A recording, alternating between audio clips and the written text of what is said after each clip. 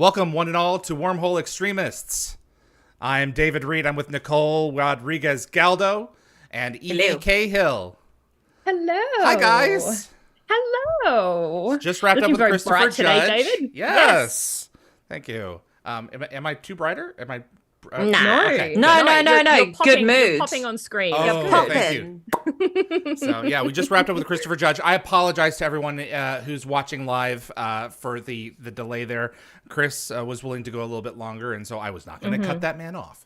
So I was going to say, no need to apologize because it was a fantastic interview. Thank you. And he is a incredible person. And I said this before the stream, but I think I'm more in love with him than I was before. Chris, and I said somehow. I said this to you. Chris is light. He is pretty much pure light. And he spending days and days on set with him recording for Dialing Home on the Stargate Command YouTube channel it just meant the world to me. I really got to know him. So yeah. So if you haven't seen it, go check it out on the Dial the Gate website. Dialing Home is starting to crisscross again. Yes. Episode 200. So, yep. Yes, and congratulations on 200 episodes, by the way. Thank you. How you doing, Nicole? You need like a 200 cake. I do. There should be a cake. I don't like There cake. should be cake. Someone on your stream for Dial the Gate said that they were expecting to see you as a puppet for your 200. Oh, that was funny. So those puppets were good. $20,000 each. Yeah. So yeah, I doubt it. Yeah. But yeah, that's cool. But I should have made you like a crude crochet David, like I did with my my Jack. That'd be 300. 300. We got time. That's funny. We got time. Nicole, you doing good? Yeah, just Nick Nar just said in the chat, did David change his shirt? Yes, he did. Because he's got to go. He was more professional there, and now he's come here to be a bit less professional. Here in a suit and tie for 2 hours watching Stargate with all my homies. When it's like you're like Superman. You kind of pop away for a second, then come back, and you're wearing something just different. missing a phone booth, but other than that, suit and then the shirt came out. So yeah, I've had a very, very calm week, and I'm looking forward to getting my gate on. Jeff Golko went on a camping trip all week, so I didn't play video games. You haven't spoken. Wow. I spoke to him yesterday briefly, and I was like, what am I gonna do? That's like the first time in since you guys met, which was like September of last year. He didn't have any internet out there either. I was like, what am I gonna do? I'm sure Pedo would appreciate some love. He was busy playing video games, so I was like, I guess I should also try and find people to play video games with. That's funny. I met some random New Zealand guy, and he was like some 15-year-old on Sea of Thieves, and I partnered with him for a few hours, and I was like, sure. We will play video games once I get some bills taken I'm care lonely. of. Give me a few months and we will play. So, absolutely. I will watch. So we've got we've got rules of engagement in this episode, as well as one of, I think, the landmark episodes of Stargate SG-1, which is Forever in a Day. This is one of those pivotal stories that really, yes, it shapes the show and the direction that it goes, but also it's just so friggin' intense, and I'm really looking forward to getting into it with you guys, because it's as I mentioned before, I try and do my notes beforehand, and I try and time code them, and I just kept on getting so engrossed in the episode I had to rewatch scenes over and over before I actually wrote any notes, because it was just very engrossing. It's wild. So I'm looking forward to watching it with you guys. Absolutely. And I'm getting ready to launch the episode here, and I just realized that I don't have the JPEG document formatted. Yvie, you were saying you had a dream. I want to hear about your dream. Yes, what's going on with that? So it was quite lucid, because it was just before I woke up this morning to listen to Dial the Gate. But I had a dream that Stargate had finally been given the green light for like a mini series, and they had just put together like a teaser trailer. And it had just been released. And in the teaser trailer, it only went for a few seconds, all the team were back together, including Cameron and Vala. and they were off world, and they were discovering something. And even Jack was there, and Sam was really excited about the thing that they'd discovered. And Jack put his arm around it and gave her a kiss on the head. And I was just like, I know. And I was just like, oh my God, confirmation that they're together finally after so many decades. And then I woke up, but it was a very good dream. You do know that according to Amanda Tapping, they're together. Yes, I know. Yeah, that's how we live. That's my life force. Yeah. Yeah. Just little crumbs here and there that they're together. I had a nightmare where I was Ronan, like running from the Wraith, and I was terrified. But I was on like a beach. That's scary. I rarely have Stargate can go anywhere. Dreams. This is probably one of the first ones I've ever had. Wow. So I've had dreams of the gates, like in the mountain, and trying to activate it, but I've never had and that's maybe like once a year, maybe something like that. You'd think I would have a ton, but I don't. I go to bed considering what you thinking about stuff I want to dream about. So I'm like, right, okay, let's dream about a Battlestar Galactica spin-off where like everyone lived happily ever after and like half my favorite characters didn't come. and then I go to sleep and I like dream of like Starbuck and Apollo being together forever, and I'm like, wow. And then I wake up and I'm like, God damn it. You guys are such shippers. All right. Yes. Oh yeah. Okay, well let's. Nothing wrong with it. No, I didn't say nothing. It's a way of life, right, Nicole? It is life. It is life. You could look at these images. Yes, let's pull up Adam's art for Rules of Engagement. I'm kind of obsessed with it. Wild. Cool. It's so unique. It's I'm a bit. Oh wow. He's returned to his paper art style, and it's I'm kind of mind blown. They're paper figures, but it looks like they have actual weapons. Yeah. Almost looks like a Lego weapon.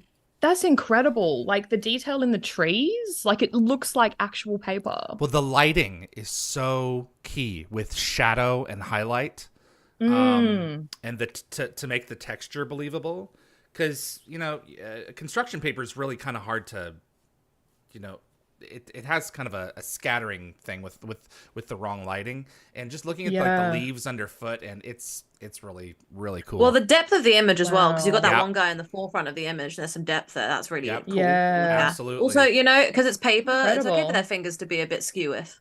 Yeah, but it's not paper. That's the amazing thing. It's not paper emulating paper. Wow. I can't get over it. I know. I really like it. My brain's a bit like, whoa, I kind of want to see it as an actual real life diorama. Right, Same. exactly. These dioramas just want to make a are diorama. just wild. All right, you ready for Forever and a Day? Yes. Let's have a look. Oh, this is very Outlander to me. This is like, it is very Outlander. He said he couldn't really it's sad and romantic. Get the faces, but you get the vibe. Yep. Exactly. Wow. The fingers are scaring me. Oh, it's still working on fingers. A little scary. I'm just trying to think, like, and it's watercolor. I think, like it's like bleeding out a little bit, like watercolor would. Yep. Yeah. But it's wild. Yeah, I can't even put words to it. It's like, it's romantic, but it's sad. I'm trying to avoid doing a thick Scottish accent. My grandma's literally in the next room watching Outlander, and then this comes up, and it's just like, I'm terrible at it, so nobody wants to hear that. God, Adam, you've done a great job. These are well done. These are very well done. Thank you, sir. All right, you ready for Rules of Engagement, everyone? Yeah. I guess I am. You guess you are. I guess it's not a terrible I am. episode. It's not a terrible episode. No. We'll see. It's a little bit of a season 2 episode in season 3. But a little bit of bleed through. Yeah. So let me pull this up here. There is worse. There is worse. there is Bane. There is one false step. Right. And I'm sure I can. Oh, and what is the one with the bugs? Is it like the Scourge in season 9? God, that's a horrible episode. Oh yeah, with all the cockroaches. Oh yeah, I forget it exists. Oh, you forget it exists. I honestly never watch it. I hate it so much. So bad. So bad. Okay, here we go. We're gonna get our Rules of Engagement on. This is episode 309. You guys set? Yes, indeed. Yes. In 5, 4, 3.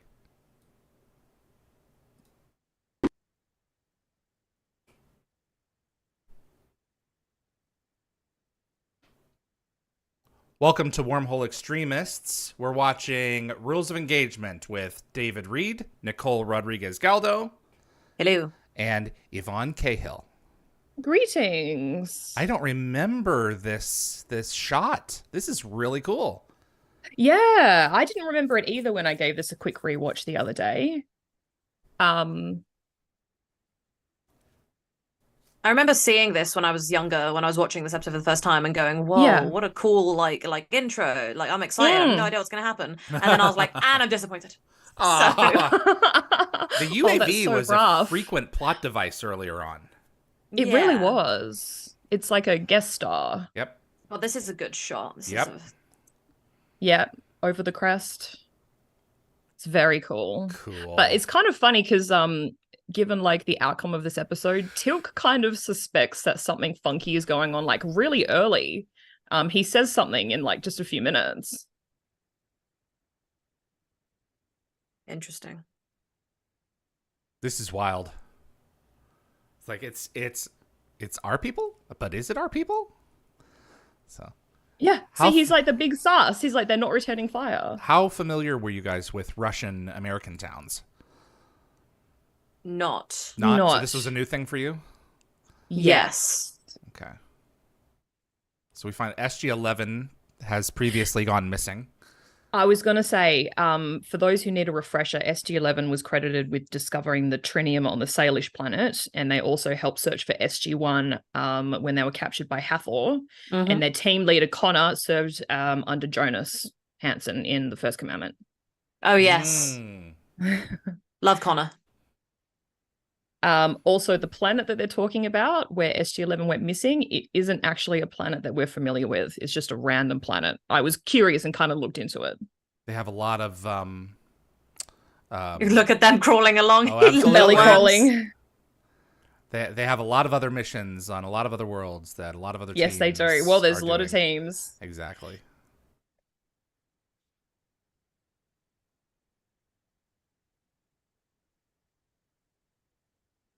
Oh boy. Hmm. Hmm. Quadrant?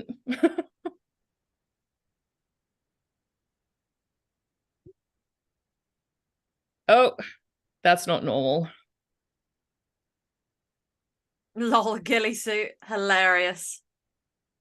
Don't they reuse these Yes. these weapons later on in the Yes, they training do. episode? Season 5. Yes, Proving- I was proving gonna. ground. I was literally gonna bring that up at some point. Sorry, Yvie, I stole it. No, it's all good. It's an intar. It's called an intar. That's it, Intar. And it's identified by the red crystal. And they Put that use in it the in trivia. proving ground. They do. I wouldn't remember. They're Intar, short for Intar. Intar. Which is a nod back to the rules of the Dead Men Switch episode with Eric Exactly. I was going to bring that up too. And SG-1 is dead again. Again. Except not dead. Exactly. This is written by Terry Curtis Fox. It's his last Stargate credit. He wrote 3 episodes and was the senior advisor on the first 7 episodes of season 2. And this is William Solid episodes. Garrity's first credit of the season. Also kind of cool. We've got Aaron Craven as Captain Yes. Kyle Rogers. Yep. A role that Dion Johnston originally auditioned for, apparently. And this is Aaron's first of 4 appearances across SG-1 and Universe. And he's been in a few big films, actually. He was in The Day the Earth Stood Still with Keanu Reeves. Wow. And he was in The Age of Adeline with Blake Lively and Harrison Ford. Oh my god. I know. And Dion Johnston as Captain Nelson. This is his first of 7 appearances. Yes. He's in 4 episodes just this season. And I totally feel stupid because I didn't realize that he's like one of the main characters in Sweet Magnolias, which is like one of my favorite comfort shows. Oh, wow. And he's been in like 19 episodes. Wow. I The didn't Netflix show? realize until like, yes, I didn't realize until I God. looked into it. He's in Not 4 like a episodes bad this fan. season? Yes, What? Wow. I did triple check. I'm shook. I mean, I know he comes back as It's like- Shaka. I love that Tilk regains consciousness first. It's like, wakey, wakey, thank you, Snaky. You had that written Oh my down, god. didn't you? I did. I was going to say it was way too quick. That was really cute. Also, this is kind of an ongoing goof throughout the episode, but you'll see that Sam has a scratch on her face. It's like a large scratch next to her mouth on the right-hand side. Oh. This changes in size and disappears at various stages throughout the episode. Why? I don't know. What is it looks like a scar from a knife cut. I guess it was from that little kerfuffle at the start. Yeah, I guess so. They were not. They were in tar. Nick Nars said they reuse these weapons for Stargate training, right? Yes, a proving ground. Yeah, So we see them again. grounds. Yeah. That's it. Oh boy. Get ready to be disrespected.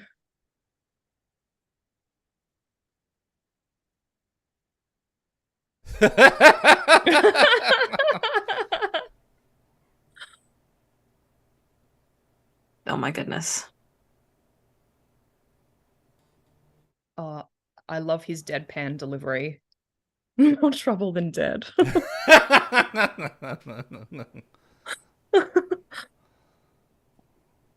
They know his rank.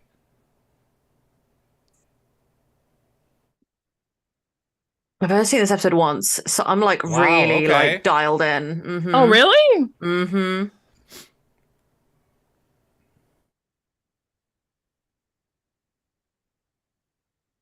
Hey guys, like Four eyes. collective we're 12 eyes. Yeah. That's true. Us, we're all in glasses right now. I did find it a bit weird that like this young guy is using a very like typical insult from like Earth. I just felt it was a they've bit had some weird. training in Earth customs. Yeah, but like Four Eyes, like I mean, that's They would very have had to specific, have gotten right? that from way outside of the SGC. that's what I mean. It's like Yeah. I find it a bit weird that that's how they've been trained to use that terminology. Like Apophis on his downtime learned about people being called Four Eyes How would and he have then known added that? it to the training. That's what I mean. That's why I find this episode unbelievable. I find it very hard to enjoy because of that kind of stuff. But let's Maybe see how he it was goes. maybe he was just from a planet that was a little bit more, I don't know, like progressive. So that was a little foreshadowing there. Not under Hammond's command, no. Yes, Yeah. Because that's true. there are other units in operation. They've been hearing murmurs. Our allies have been coming to us saying, "Hey, we're seeing you." Well, guys they mentioned stealing stuff." they literally mentioned Mayborn in a sec. Yeah. Was that the American flag flying up there as well? Yes. I have that question later. Like, how did they get all of this gear? Literally.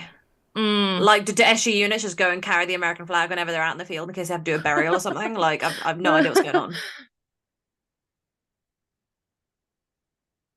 And they have no clue about who SG-1 is, which I think is interesting. Mm.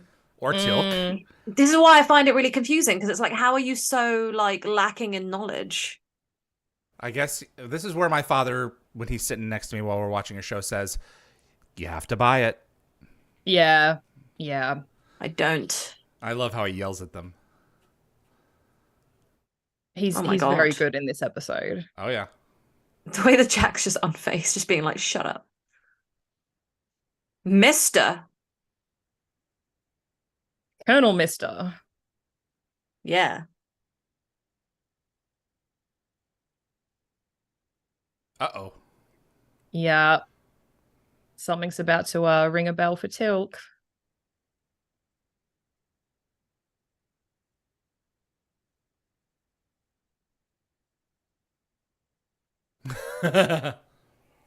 Nope.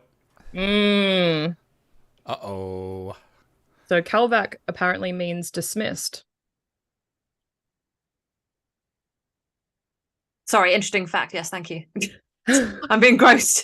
I was going to say, like, if Tilk's betrayal of Apophis was so well known, like, why don't these recruits recognize his name? Literally. Also, he's got the even thing if on they his don't forehead. know his face. It's yeah. first prime over here. Yeah.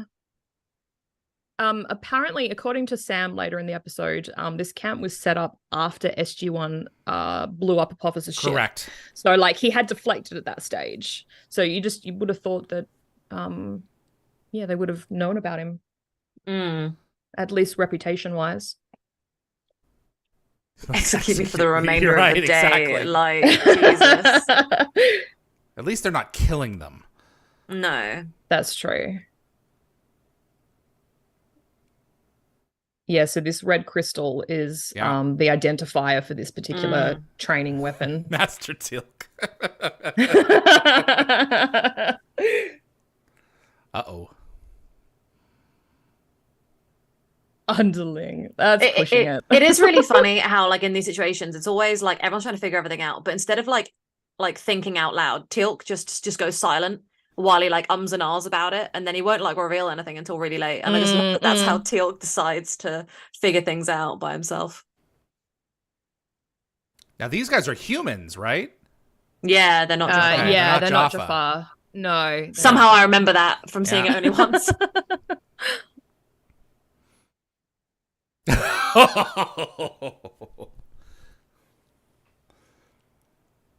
Yeah, that's the bit that I don't get. Like, how is that a tactic? Like, how did they think they were going to be able to get through the gate without any like IDs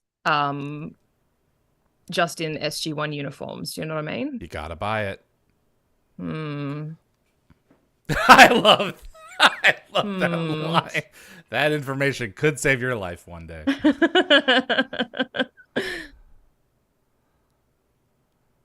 I love his name is Captain Rogers, just very Captain America. It's like a bit of a weird like, nod, yeah. Yeah, that's the most American name you could give a guy pretending to be an American soldier, you know? Like, go iconic Captain Rogers. That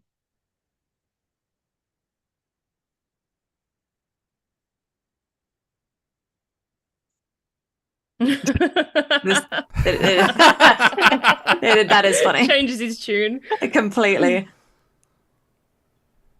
The way that Michael Shanks is just holding his posture now and his chin out with such like, you know, like Gould, like leader, like vibes. He's like, I'm better than you now. My chin is pointed out. His vibe just changes, just like just spins on a dime. He put his hands behind his back as well, like being like, yes, send for him. You know, brilliant. Oh boy.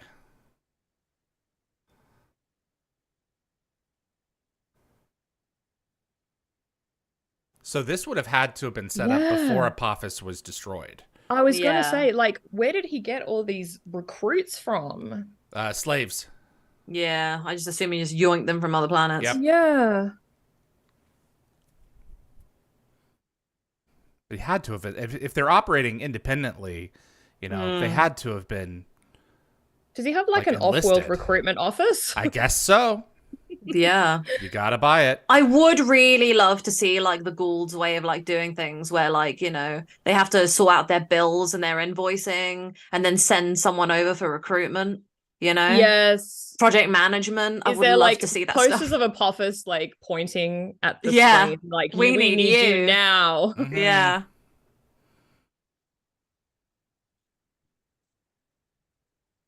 This is the joke that I think you short for. Because you made that reference before, David, because that's from Tech oh gosh, I always because you just assumed you biffed it. Tech unit Tagaminoteron. There we go. I've never not been able to say it. We should know by now that Teal'c doesn't shorten things. Teal'c is a man who has everything in full explanation until you shorten it yourself.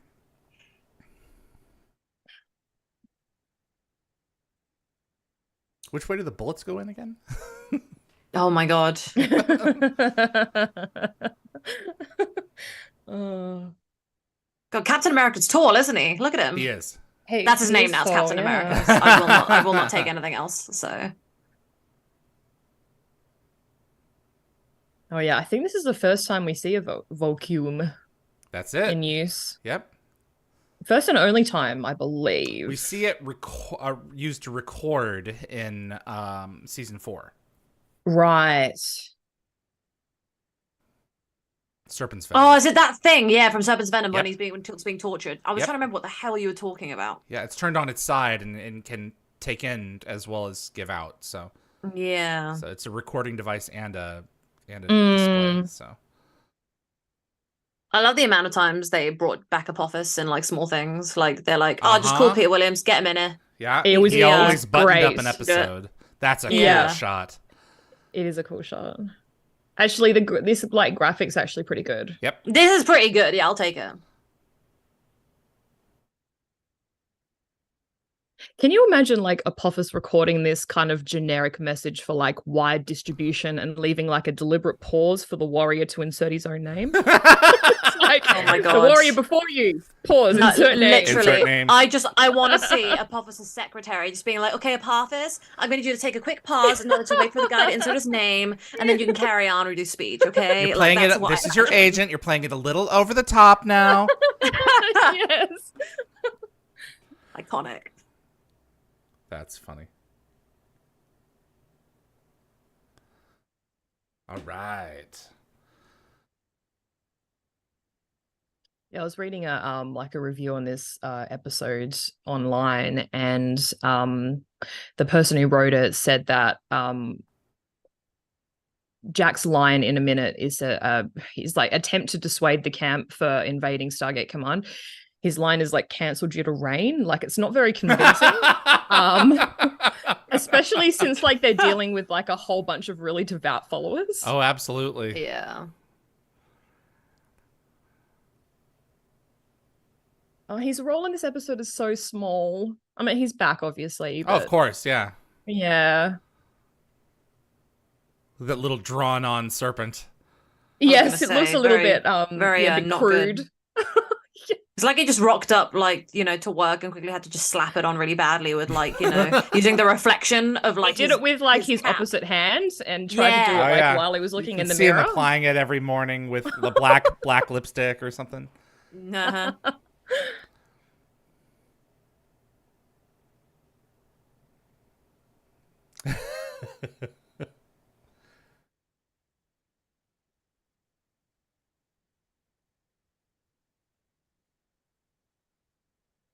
I feel like this. Wait. Brilliant. I feel like he needed to be just a little bit more convincing, just a smidge. Yeah, he's just not convincing. Don't just say at it's all. cancelled. Like, it's like an actual threat of invasion, and he's using a joke to try and like persuade them not to do it. Yeah. Oh boy.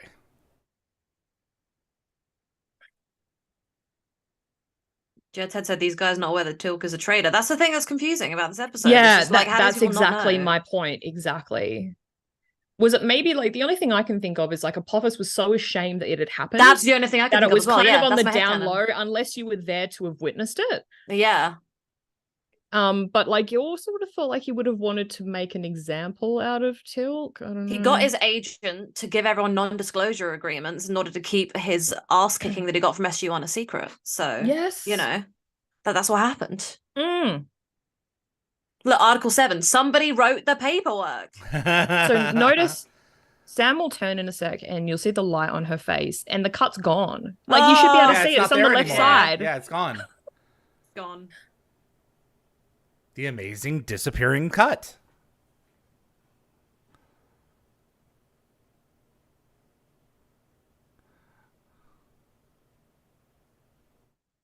You know what I will say about Stargate in this context of this episode and you know, other ones that aren't amazing, is that every episode is always an adventure though. Like even if you don't really enjoy the episode, you're finding out something new and fun. And for the first time watching it, it's like, wow, you know, like I had a fun time, even if it was a bit stinky, you know? Like I love that anything can happen in this show. It's awesome. Yes. Oh boy. Oh, this is not going to fly, Teal'c. This is not going to fly. I'm surprised they don't kill them just outright. Yeah. Well, they're a bit green. It's funny, they're sitting here saying he's dead. He's not. He's chilling out. But they don't in know hell. that. No. Is this mic on? He's chilling out in hell. Yeah. Well, actually, it's really hot. He's hanging out in hell's sauna. There we go.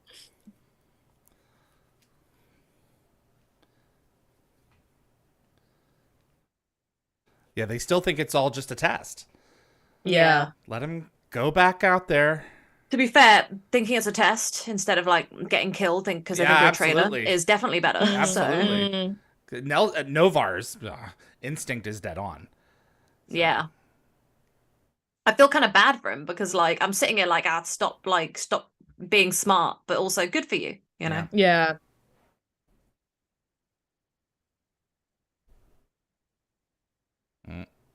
This kid reminds me of one of my friends. He's just, even in temperament, it's just every time I see him, it's like, okay, go away.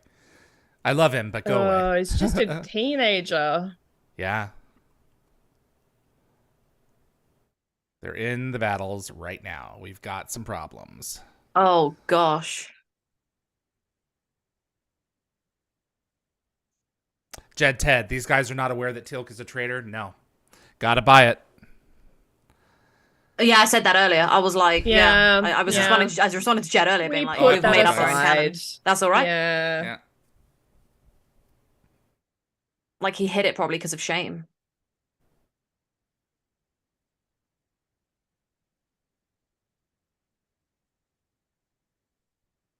This is so dangerous. Like misplacing actual weapons with actual ammunition is just really bad.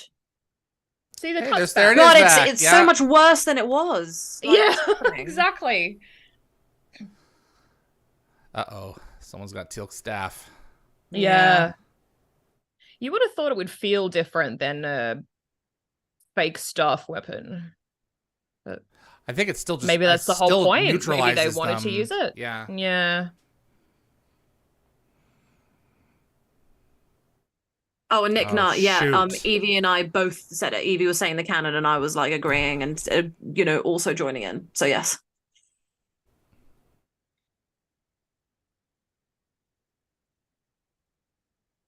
Get the staff.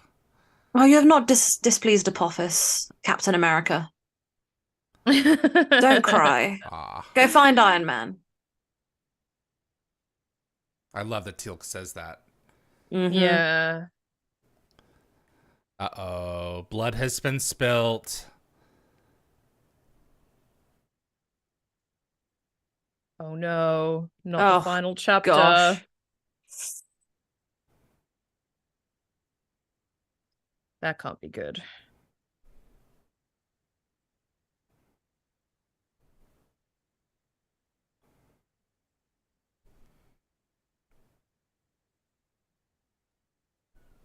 We're just so engrossed. Isn't this the same music we hear in the next episode when Daniel's wife gets shot? I don't know. I cannot hear it. Maybe. Sorry, David. I forgot. You can't hear it. I'll tell you. I'll try and memorize the sound, and then next episode when I hear it, I'll be like, yeah, David, I was right. I think that's O'Neill's second oi for the episode. I think it is. Yeah, he said oi earlier on. So rude. Because they said something about the Chapper I, and then he said oi, and I just wanted to say Chapper oi.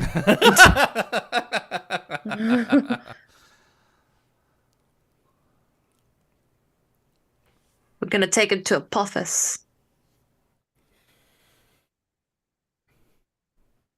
So you notice in a second that Nelson even has dog tags. Like, were they made especially for him, or were they sort of repurposed from a captured or deceased SG team member? They probably reverse engineered him. Yeah.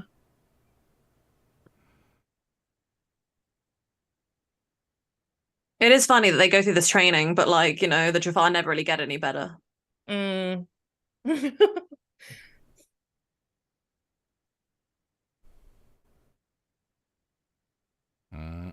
Nice. Yes, Captain America. Interesting. Interesting psychology.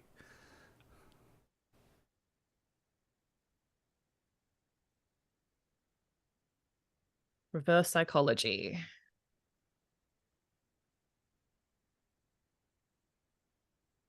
Oh, by the way, he's not here. Yep. Oh, he's acting in the same. Wait, doesn't he call him my lord? Awesome. My lord? Doesn't he say that's yeah. Yes. I've just remembered for some reason. Yes.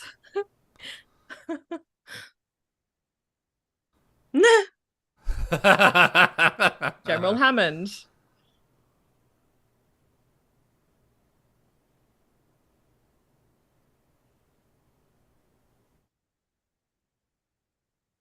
Oh my god, they should have buckled him down beforehand.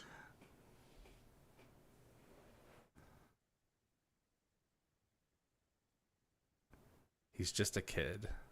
Oh my god. Jacob said the music that we hear is also when Daniel's parents were dying, he believes. Yes. Wow. Yes, it is. Okay. In Gamekeeper. Mm-hmm. Yeah, that is it. Yes. He's so cheeky. You have a few more to go back and collect. I think we need to clean them out. Yeah, so they're talking about the final challenge. So I pulled this point from the Gate World Review, but I think it's relevant. Like, putting aside the fact that Apophis is dead, as we now know, even if Apophis was personally overseeing the training of his troops, wouldn't he be desperate to like retain his followers?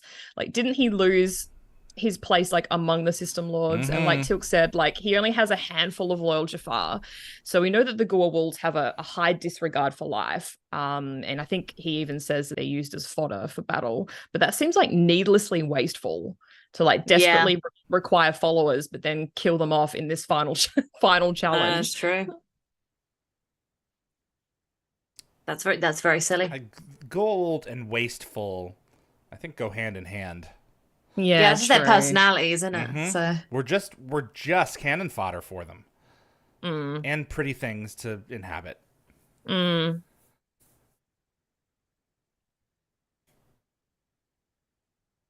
They're all gonna kill themselves because we just showed up.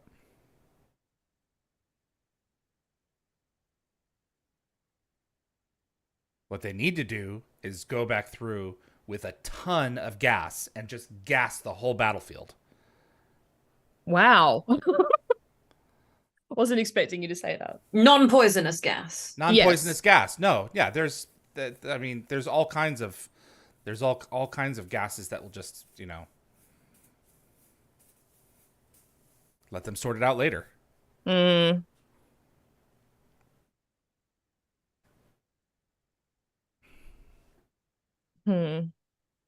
Mentally, not so much.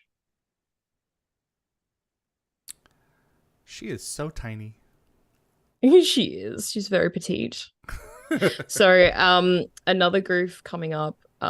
Watch the shape and size of Jack's sandwich. It changes 6 times by my count. Oh, really? Yes. That's funny. God, I could go for a sandwich right now. It's hospital food, of course it is. Brilliant. Yeah, it just changed. Well, oh my god, that's like rectangular. It was more curved. Yeah.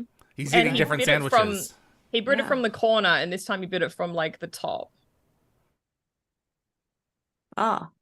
And that's kind of foreshadowing a little bit. Go to Sokar. Yeah, because it's like an episode, 2 episodes really funny that they did that.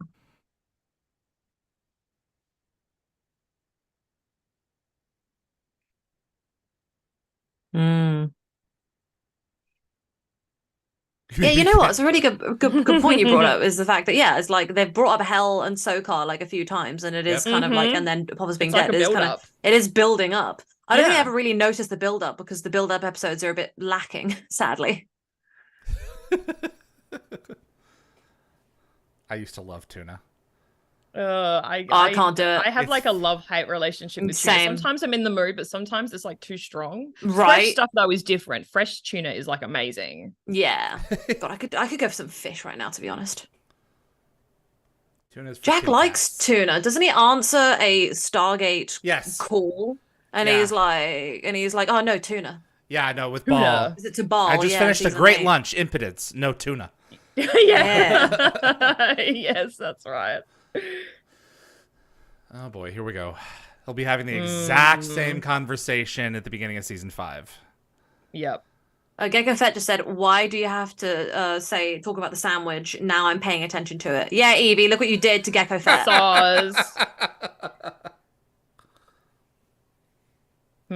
So old boy Nelson, like 20th century technology is about to blow your Apophis loving mind. Yeah, here we go.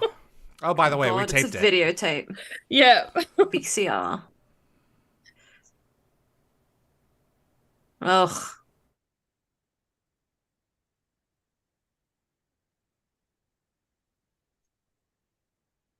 So he literally went to hell. Yep. So long as they have a sarcophagus, they cannot be killed. Well, they cannot be killed permanently. Uh-oh.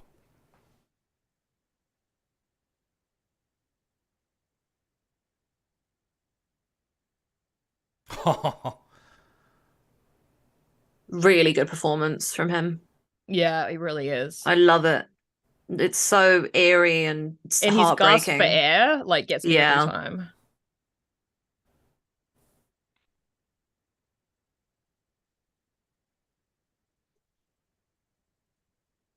God.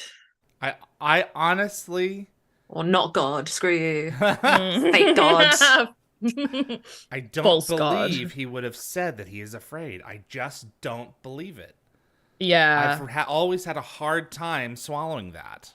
You know what? I do believe it. That's one of the things I do believe. I think that no matter who you are, I think that one of the reasons that people have this like God complex is because they're afraid of death in the end. No, and especially because he is his own God. Let me correct. I'm sure he's afraid. I don't believe he would tell his worst enemies that. Oh yeah, yeah. I've No, always had a hard time swallowing that. No, yeah. You know what?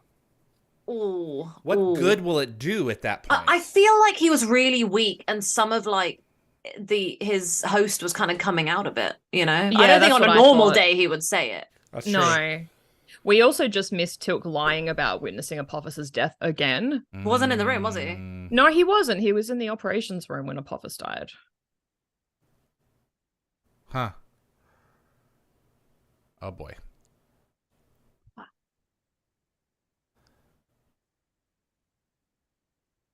I forgot how straightforward a story this is. Yeah. They didn't spend too much time on the planet dealing with that. They go back.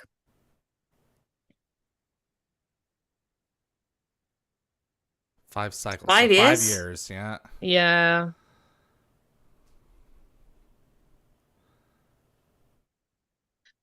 So I don't think 5 cycles is quite 5 years. No, it's It'd not. be like, I was gonna say, is it 5 years? Probably 5 No. cycles from his world.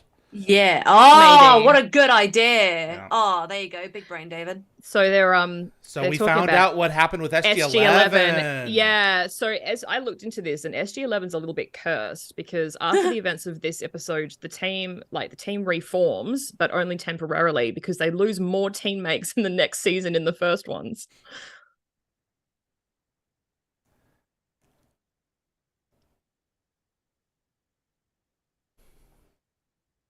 I forgot about that. No wonder they have the information that they have. You will give me more information. Okay, we tell each other 4 eyes to people who have glasses when we want to hurt their feelings. Yes. Okay, I have it. Next.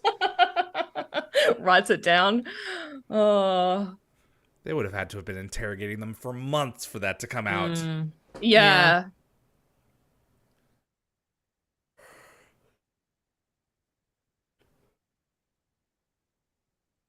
Master Gartok.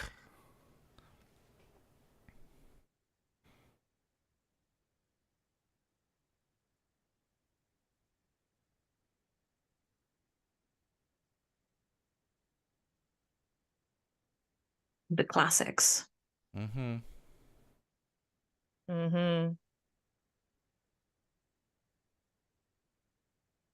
Like, again, how did they get hold of all these guns? Yeah. Maybe they have a manufacturer. Yeah, if they're cranking out starships, they can crank out guns. Yeah. I thought about Star Wars: The Last Jedi, where both the new Order and the Rebels have the same people that are creating and selling the ships to them and the weapons. So both sides are getting dealt the same. And I just thought, wouldn't it be funny if that was happening in this situation? But obviously, no. It'd be really funny if the American government was just selling the Ghoul the same weapons and being like, "Oh, I'm making so much money."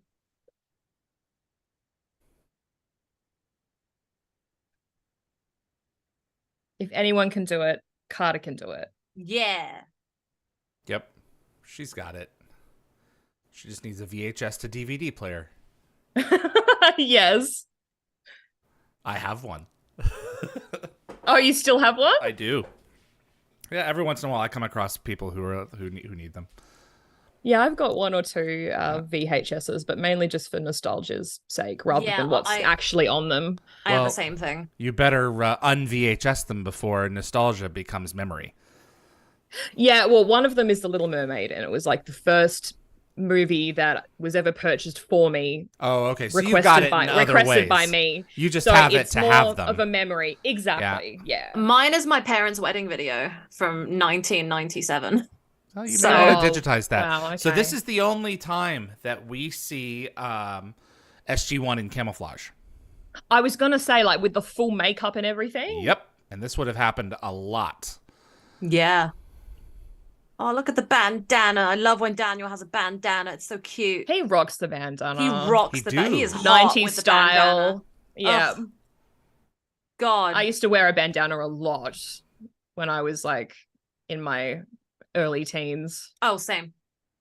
I had a white one and a red one that I wore a lot. I did not.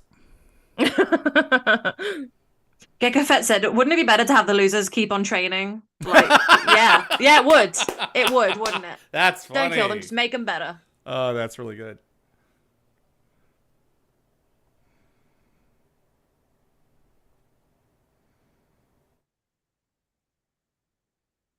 And then SG-1 became 5.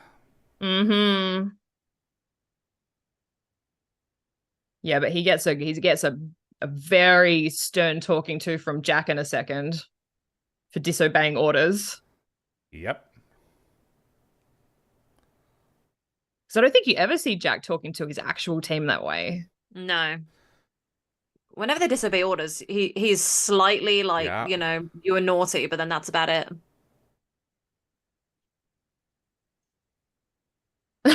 Oh my God. Yep, absolutely. Wow.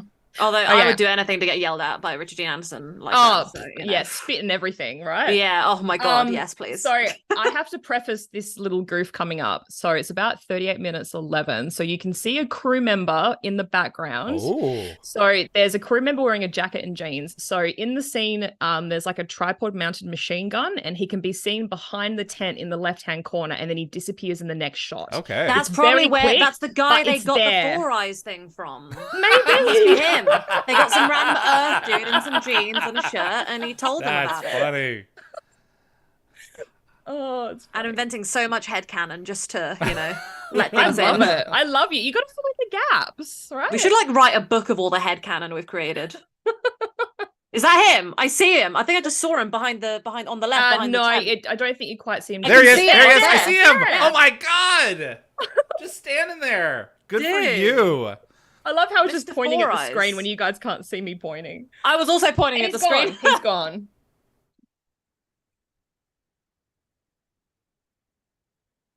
Captain America, actually. I have glorious news. You're about You're to be all shot. going That's the down. glorious news. I love how SG-1's using INTARs throughout this episode, and then in the next one they stop using the INTARs. It's like, just use Zat guns, you know? Knock them all out. The Zat gun does basically the same thing, just one shot. Unless it has plot armor and it just you know, wakes people up out of their You don't see Daniel properly getting into like a defensive position like this often, No. where he gets in there to like cover fire, and it's like, it's Michael Shanks. Excuse me.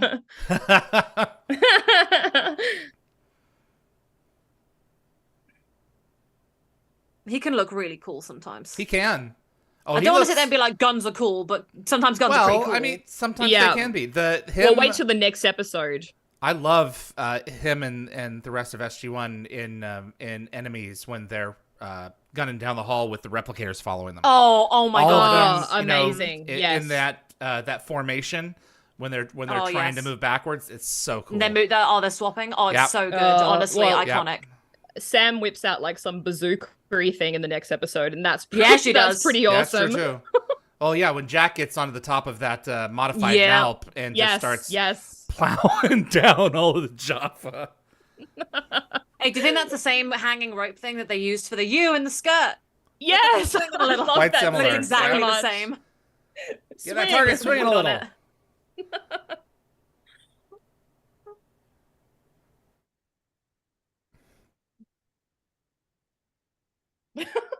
She's doing her best. Just This a is one quite man a cool team. action sequence. Like, I forgot how is. cool this is as a sequence. Yeah. We're using 1999 computers here. It's going to take time. Yeah. Yeah. All right. They don't have USBs yet. And click.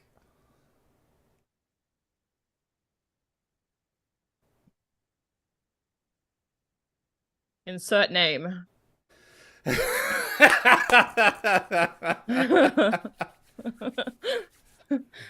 We'll tell the rest of them later. Mac Bolan's content just said Shanks is really cool in Burn Notice. Yes, he is. I loved him in Burn Notice. He was great. Haven't seen it yet. He and Trisha Alpha were like enemies, like nemesis levels. It was really awesome to see. Ooh, that's Yeah.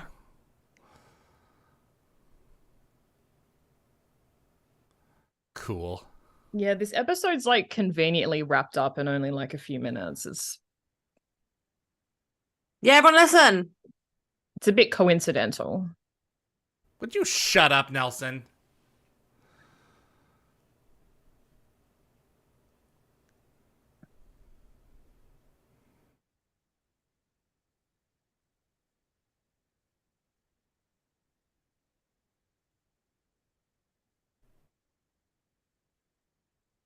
I love how Apophis was patiently waiting. Yeah.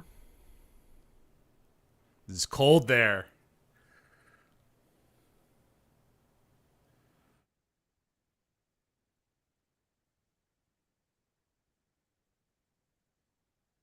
This is also a great way to reuse assets. Like Stargate is really good at reusing things they already have and like using just it for use the future. what you've got. Yeah. Sure. Like this episode, like- they just had to get some tents up in a field and then go back to SGC.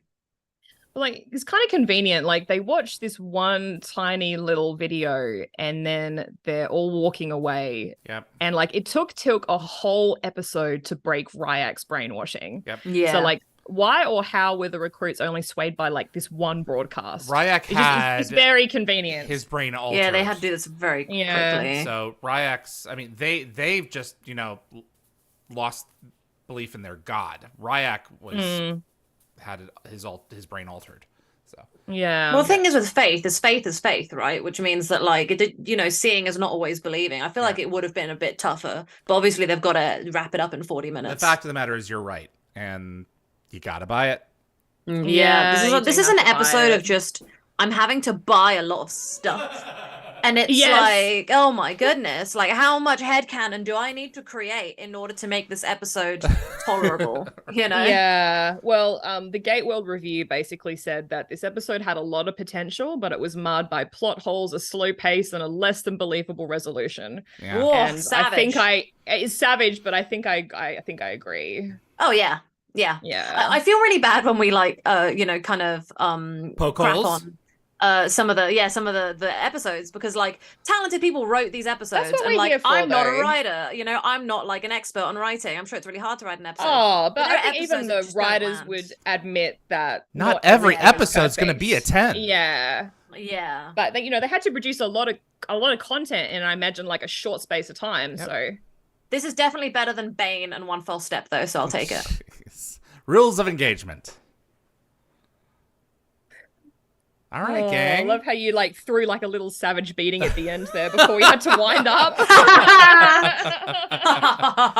Oh, Yes. you guys are bad. All That's right. funny. Well, I I really don't know what to do. David's face, I enjoy my it. face is- Look, it's got some good one-liners from Jack. It's mainly. funny. Yeah. Yeah. The team is working. I And enjoyed our the- dialogue more than the dialogue in the episode. And if that's not saying anything, woof.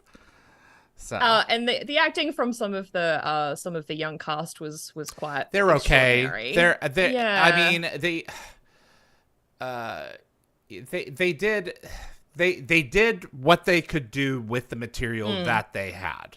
You know, well, they can only do that much. Yeah. Exactly. So Dion Johnstone comes back later as Shaka, and he just raises the roof. You know. Oh so yeah, you agreed. give the right talent something to sink his Una's teeth into, and he's going to do just fine.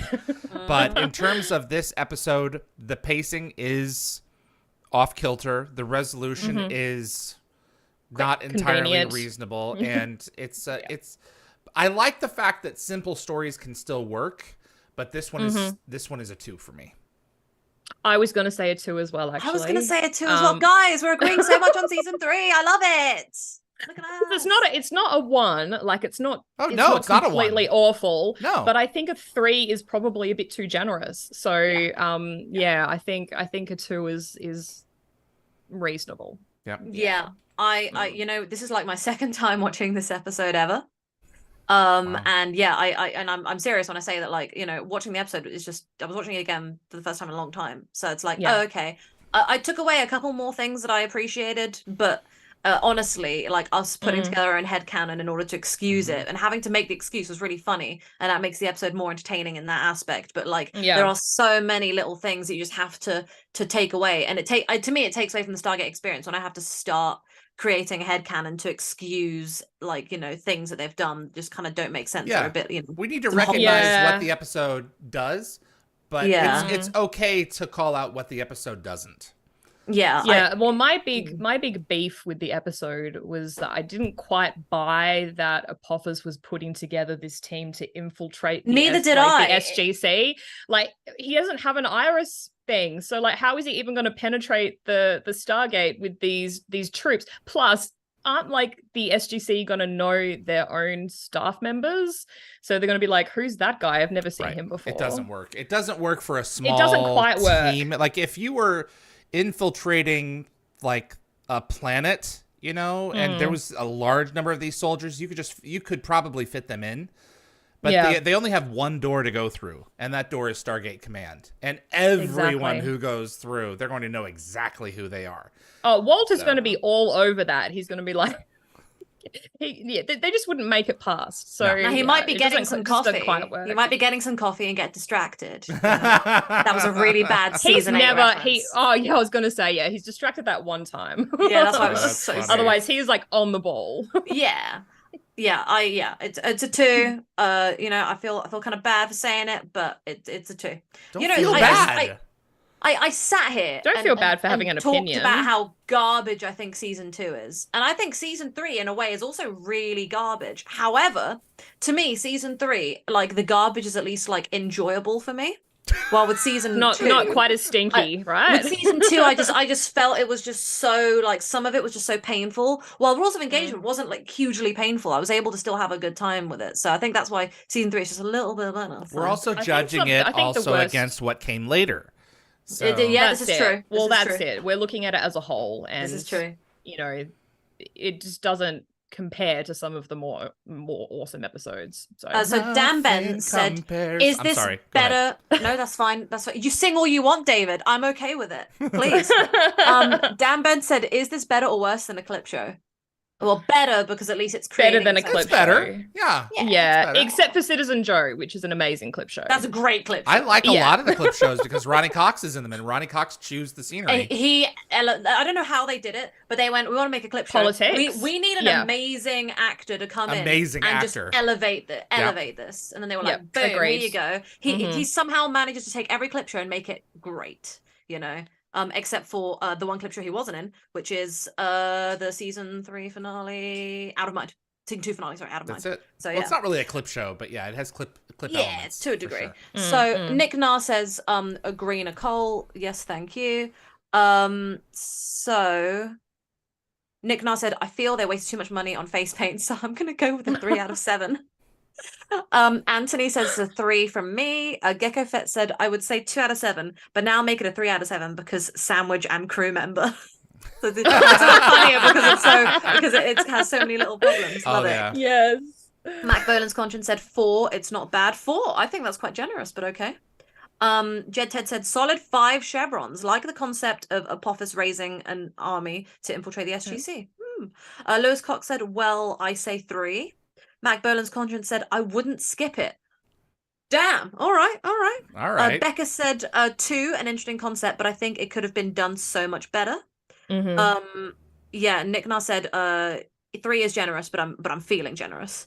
Raywood said you don't deprogram someone that easily, and with 1 5-second hologram. Yeah, this is true. That's agreed.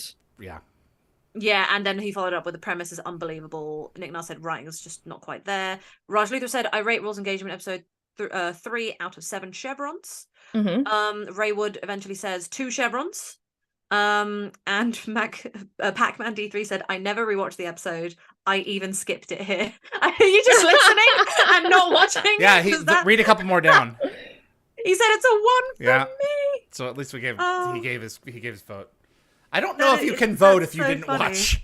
But he has seen it, so we'll give it that. If you've seen it in the past, then you've got a reference point. Yeah, because if he had watched it again, he may have given it more than a 1, but maybe not. Maybe, yeah. I think I think it's always been a 2 for me, so mine hasn't changed in this case. But when I watch this with you guys, I tend to change my opinions every now and again. Lockwatcher said this episode is a solid 6 chevrons. Okay.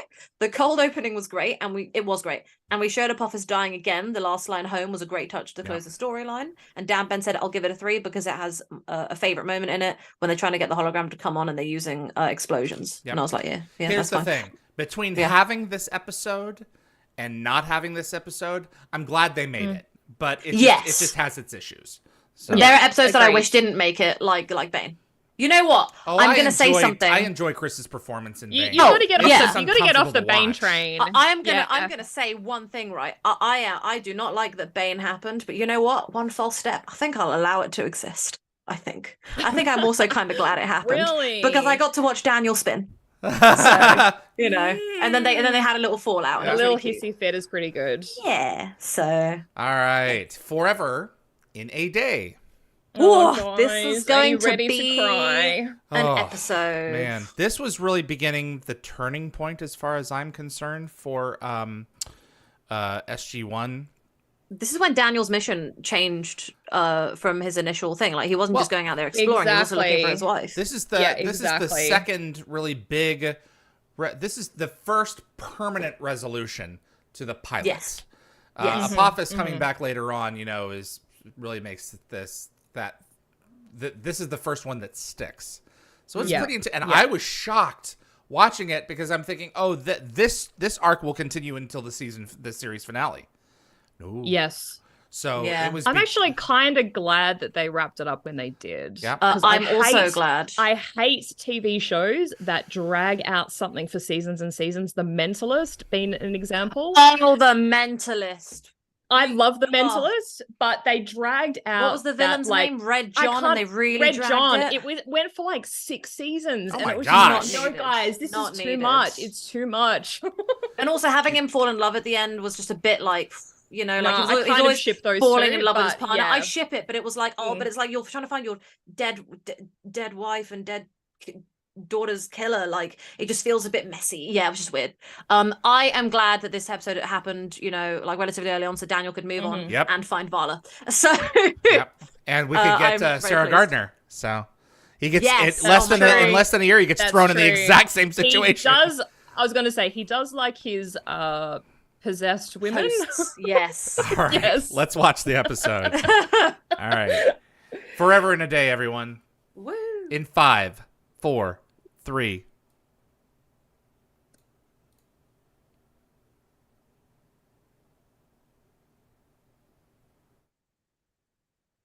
You're watching Wormhole Extremists with David, Nicole, hello, and Yvie. Hello. And this is Forever in a Day, the first episode that really closes an arc on SG-1. And a lot of people assumed that this was Abydos, but this is not Abydos. No, it's not. We see Kasuf in this episode. It's exciting. Oh, yeah. He's so nice. Yeah. It closes the arc with a bit of flair, but it's devastating as well. Yeah. Uh-oh. Can I just say that I think that's like the worst cage ever built. Like you could totally climb out of that. That is the worst perspective Stargate on the hill there. Yeah. Uh-oh.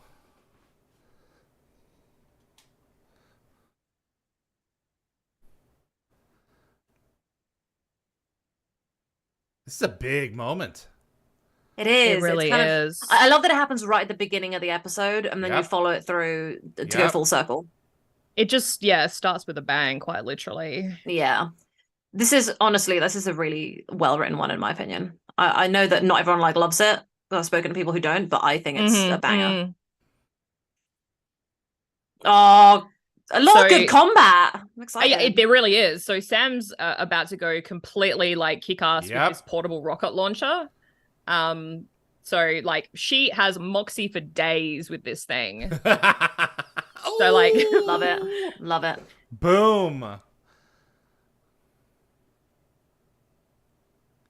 Okay, there's a goof coming up, and it's really quick, and it's kind of subtle, but I'll mention it now. So it's actually when Jack uses the mobile attack turret. So between shots, Jack manages to be in 2 places at once. So operating the mobile attack turret and next to Carter. So keep an eye on it. Okay. I think they've just reused some footage that they've captured, but I think I actually noticed put in the that wrong when spot. I watched it. Okay, so he's moving.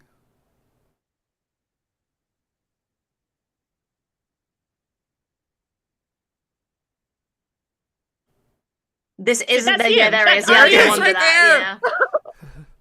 This isn't as cool as it seems, because he's on a map, and the map's just a little silly looking. Yeah, it is a little bit. It's been put on top of it for sure. Yeah, I wish the turret looked just a bit cooler. Oh boy.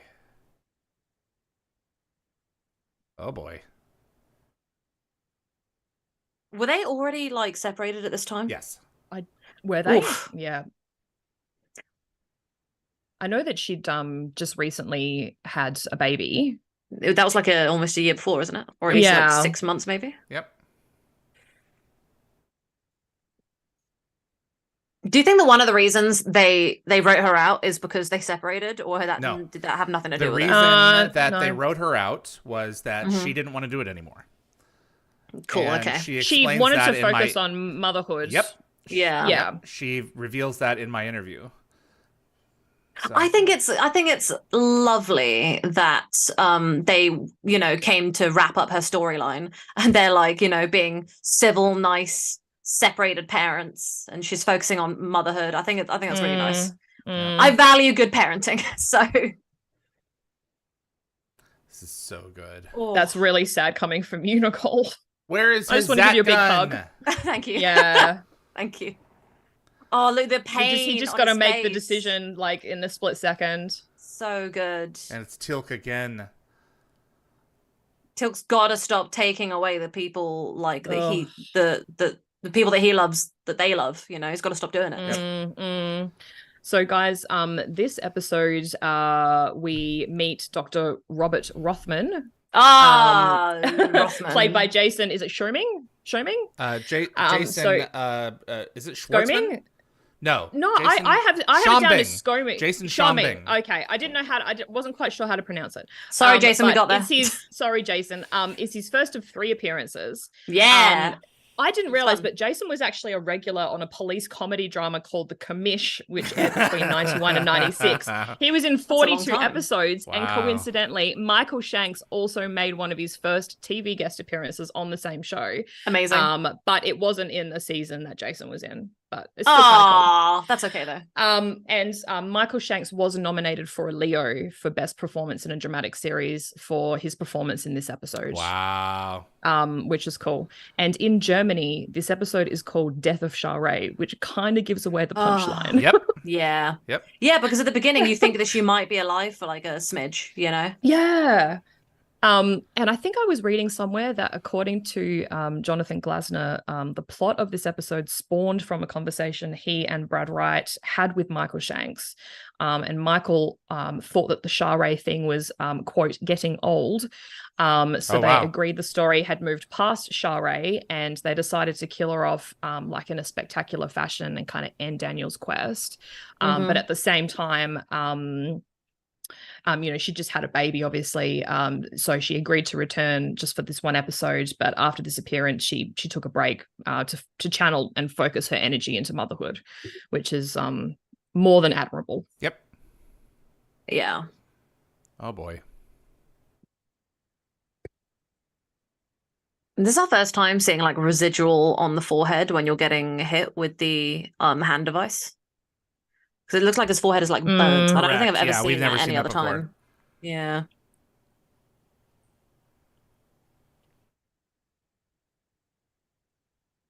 Well, that's putting it succinctly. Mm.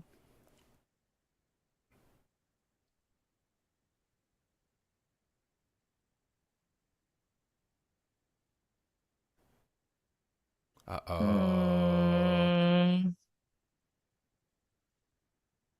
Oh, buddy. Oh, Daniel. buddy. We have the body. Yes, like literally a few rooms down from where he is. Mm.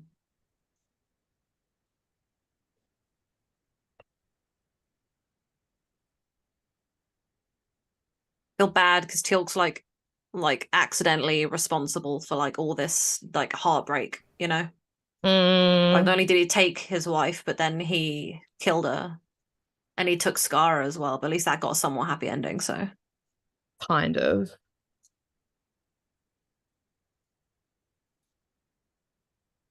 Oh, don't give him false hope. No.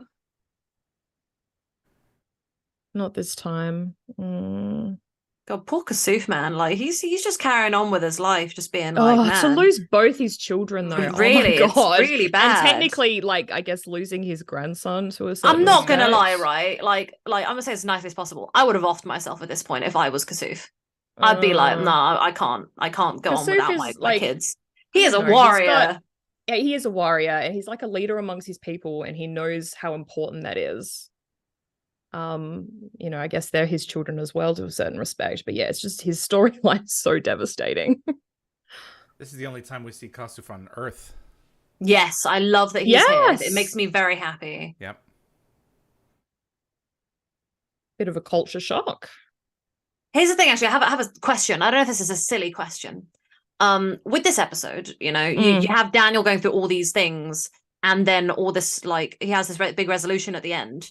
So essentially, this entire episode didn't actually happen for Daniel, as in it happened in his head, but didn't happen in reality for everybody. So I wonder what it would have actually looked like if we got to see him already accepting it the moment it happened. Very similar to this. Just, I mean, he would have just responded differently. Yeah, I would have liked to maybe see some of that. Like, I don't know. They wouldn't have been able to do it in this episode, but I would have appreciated seeing the oh God, the stare, Daniel, Christ. It's. You should have waited breaks longer. my heart. I forgot that he does that. Yeah. I love the way that they did it. I would have loved to see the comparison of the two. This is kind of like the prototype for absolute power. It's got the same kind of edge to it. Daniel in his head. Yes. Daniel being not so Daniel. I love so much that he like ends the episode the way he does, where Daniel like says what he says. It's great. Yep. Yes, agreed. Yeah, we'll wait till we get there. Mm-hmm.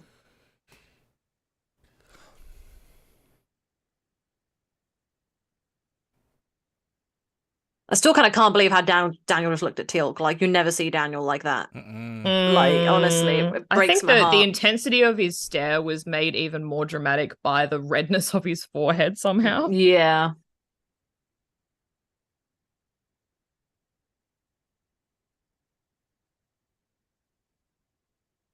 They did a good job making her dead. Yeah, she looks pasty. They did. I assume that's like the actual actress lying. Oh yeah, really that's still. her. Yeah. Wow. Oh. Carter's about to bring Daniel his favorite cookies. They're chocolate walnut, which kind of sounds like it should be a quiz question. It should be a quiz question. I would not remember that. Yeah.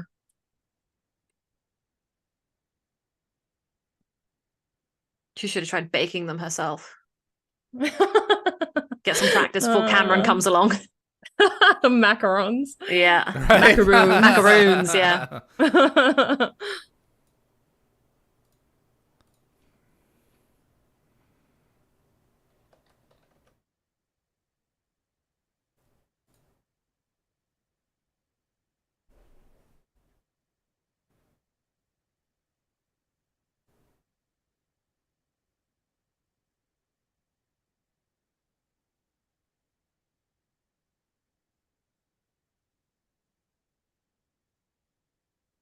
Mm. Reminds me of when he was telling the story to Jack about how he tried to like grind his own flour and like Shari would laugh whenever he tried to do simple tasks. Yeah.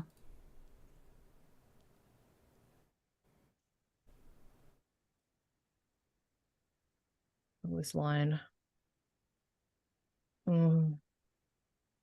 So I think, David, you said in your interview that Daniel and Shari are arguably the heart and soul of Stargate, and that like rescuing Shari was Daniel's drive and his reason for traveling through the gate. So this episode is just his whole world collapsing. Oh yeah, it's a kick in the gut. Yeah, the whole thing, a hard kick. But it's good. I really love the way that Shari and Daniel's relationship eventually leads to the Harcesis, which leads to Omidasala, which then ties into the ancient storyline. And it's just amazing how central this all is, gonna be for the future. Yep. And Daniel rediscovers, his passion a bit. Yep. And carries on. And I think that's just really magical. I think it's a really important episode for that. He has purpose with the Harcesis. So yeah, he does. Sadly, they had to deal with that and kind of make that kind of go away a little bit. Can't focus on it all the time. Oh, here we go. I love when Daniel's purpose is just his passion for, discovery. It's great. Oh, you never really see her on Earth. It makes me sad. Yeah, I was gonna say it's weird seeing her in BDUs. Yep.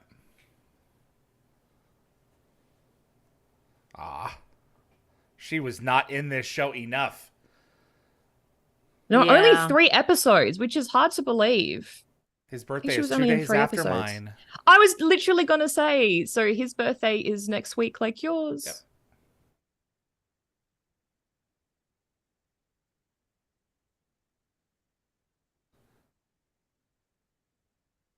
This is torture. No, I'm pretty upset watching this, I'm not gonna lie. It's like, whew. I want to have a good time.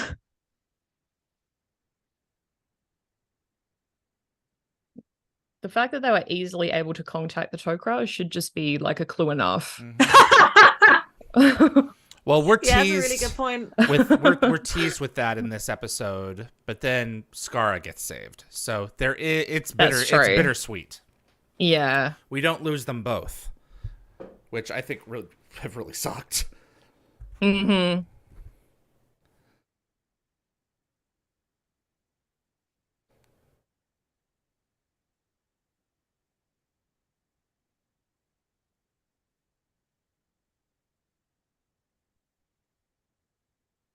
If she lived, do you think that they would have stayed together? Or do you think they would have separated? Question. Yeah, I think so. Uh-oh. So this graphic is very similar to when the Ascended Ancients recall and instead of being when they must appear in mortal events. Your time is up. Please insert another 25 cents. Yeah.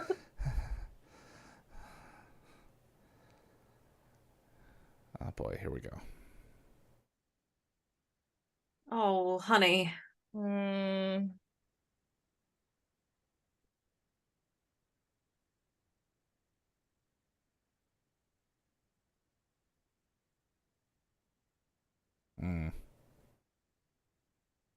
That's not what I meant. It makes me really sad that all the people of Barbados will eventually ascend, but she didn't ascend. Yeah. Nope. So something very momentous is about to happen, guys. We're about to meet Daniel's ascended being sweater. Oh my god, is it? Yes. Oh my god. That's it. Oh my god. Oh, yes. I love his ascended being sweater. It is so iconic. OMG. Sure is. Also, we learned that Hammond is left-handed. So that's oh also my god, another cool. lefty. Surrounded by them.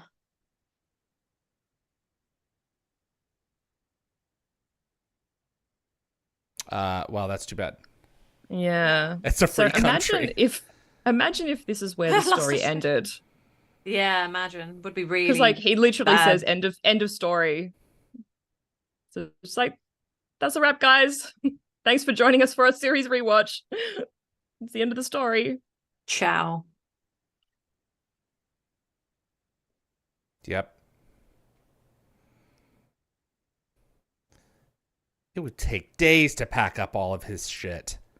Yeah. It really my was. God, you used a bad word, David. I did. I know. Yay. It's taken it back there for a second. I was taken aback. Woo. You said a bad word in the other episodes. I'll just say this one. I don't know what bad word I said. All right. I feel like I need to weave in a bad word. Oh, Rothman. He was in like some good episodes. Like to be like a guest star that doesn't appear very much, like to get 3 solid ones, like good job. Forever.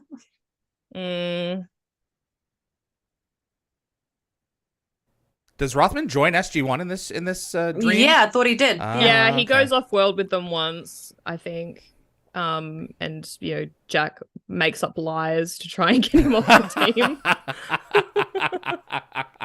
That is so Jack. That is so Jack in Daniel's mind. Yeah. Yeah. Oh, screw you. Oh, I won't miss Tilk. that was mean. No! Oh, Daniel, I'm gonna hit you. I'm gonna knock some damn sense into you.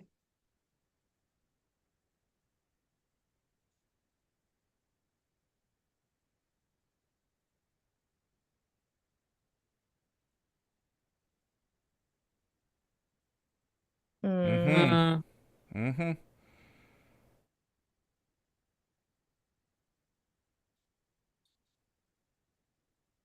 You need to find a new purpose. Vala Maldoran. No, definitely not. She's No, no. the Harcesis first. Yep. He's rudderless. Oh God, he's such a good actor. I really Yep. do. Like, honestly, I don't appreciate it enough sometimes. Where is Jean Diarra for this episode? She's usually here for the Michael Shanks drama. I'm gonna scold her next time she joins the stream. Yeah, missing out on a key Daniel episode. Yeah, she loves Daniel. I mean, it will, but should it? That one little box. Yeah, right. Yeah. What is that? Yeah, and it's empty. Yeah, well, it looks very light. Oh dear. Oh boy. Oh, just heartbreaking. Any Earth ritual? Love him so much. Honestly, He's their just relationship He's really trying to gets putting me. the olive branch out there. Yeah. I absolutely just love their dynamic. That I love jaw that clinch. Yeah. I love the jaw clinch. all of SG-1, they all have their own unique relationships with each other, and it's what makes the show so good. Mm-hmm. So I wanted to mention Daniel's apartment. So this apartment complex is called the Ashnola Apartments, and it's located on 203 East 6th Avenue in Vancouver. The exterior, and if you wanted to, the exterior, yes. If you wanted to rent an apartment in this neighborhood now, you'd be looking at paying between $2,500 and $3,500 Canadian dollars per month, which is about 1888 and 2,643 American dollars. Yeah. Or between 1,486 and 2,080 pounds. So it's expensive. Yeah. It's expensive. It's a very old building. It was built in like 1912 or something. Old building. By That's old in Australian maybe. standards. Yeah. I was going to say my old house that I lived in was built in the 1920s, and we still had blackout curtains from the Blitz. Oh, wow. Yeah. Oh, boy.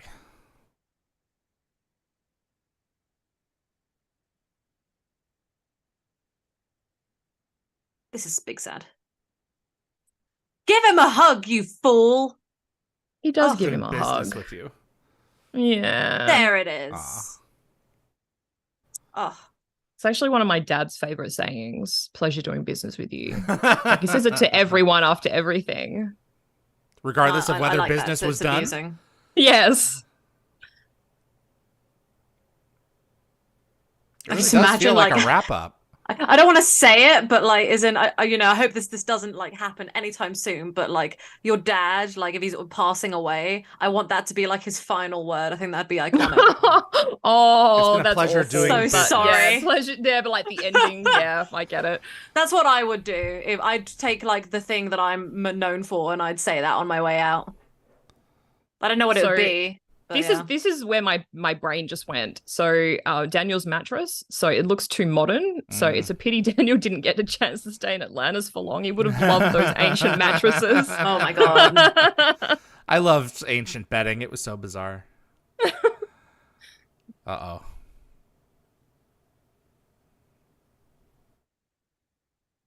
What would she do on Earth? Become a preschool teacher. That's what I think. I think she'd nurture the children. Like a caregiver. Yeah, she'd nurture the children, or maybe work at an old people's home and look after the old people. This is a great idea, the hand device. Allowing opening up to like speak. a channel. I would never have considered that to be like the solution, really. It's just such a bizarre idea.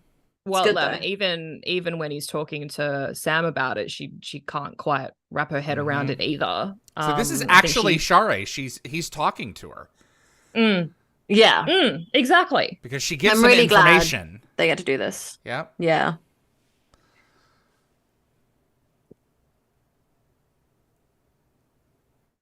God, she's so beautiful. It's not okay. These two are really beautiful people. Like, honestly, isn't their daughter like also Tatiana's like gorgeous. beautiful as well? Yeah. Like, they're a beautiful family.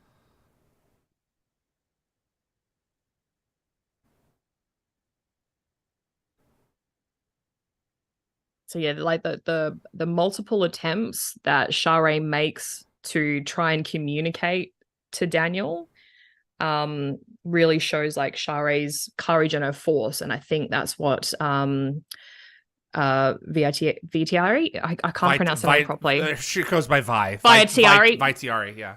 Yeah, that's what she said in her Stargate interview. Abydos.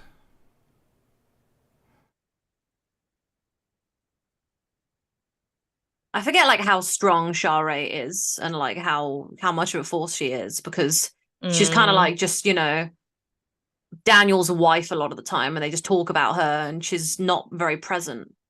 Whenever I used to think about it, I used to think about her in that way that like that meme going around at the moment where like you think about your dead wife in your dreams, and then you see flashes of her like in bed and like smiling and laughing, and it's that whole thing where like the wife wasn't really that impactful because they're more like a memory to serve the man's story.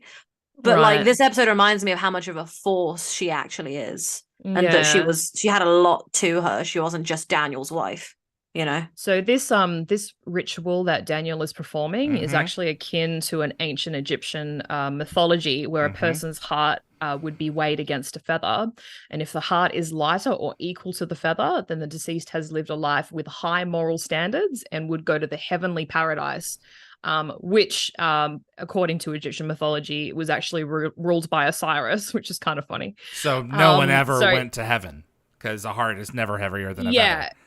Yeah. I think this scene is really beautiful for what it is, and it's a kind of a fitting ending to Share's chapter, even though it's not technically real. I love the way that like everything uses mythology. I think so. I saw this, and this is the first time I think I learned about that. I learned about like Egypt in school, but not enough. And I think I was watching American Gods, and I was watching I think it was Anubis taking a woman to pass on, and they did the feather thing, and I went, oh, it's just like Daniel and Share, and I was like, oh, yeah. It's nice what you can learn and what TV can actually educate you on. They tie it into actual history. That's kind of cool. It's really shows cool how much you can learn, how much information, like how much research, and like thought that they've put into the storyline. This is also like what a time saver. It looks really heavy though. Yeah.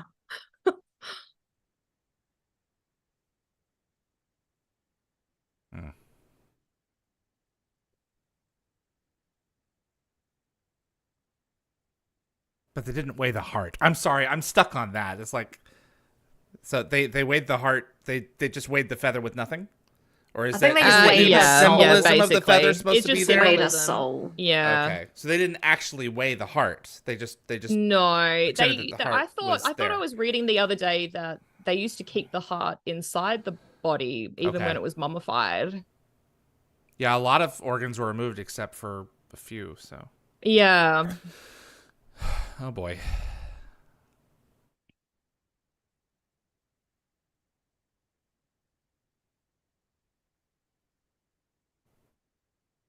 She just pops in. Yes, my queen. Yeah, she doesn't call. She doesn't knock first. She just shows rocks up. Forgive Teal'c. Oh, here we go.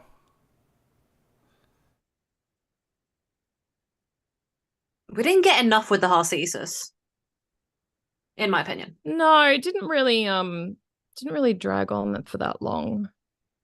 We got what, 2 episodes about it? She keeps on getting sent away at the most important moments.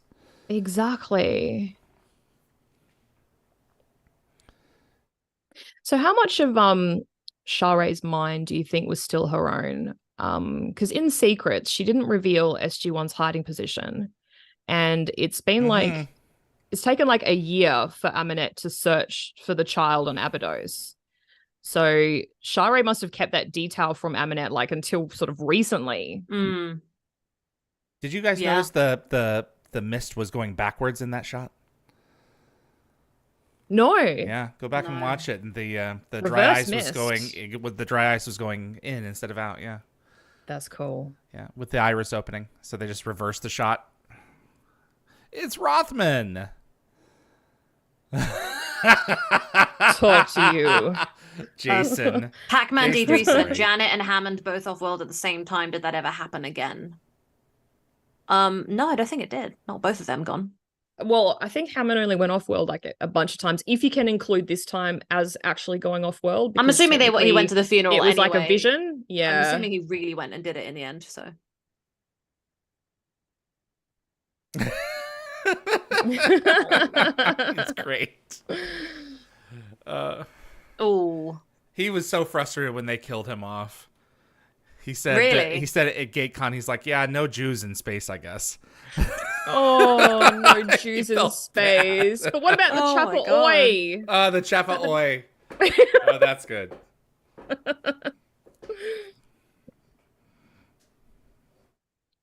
It's so strange to see him in civilian clothes on the base. Yeah. Yeah. So this is kind of cool, like the discussion about how the ribbon device does and could work. Because it kind of suggests that it like opens up like a channel of communication between the host and the victim, and that the thoughts kind of unfurl, but it's subjective. So like the victim's brain may interpret them as a dream or reality or somewhere in between.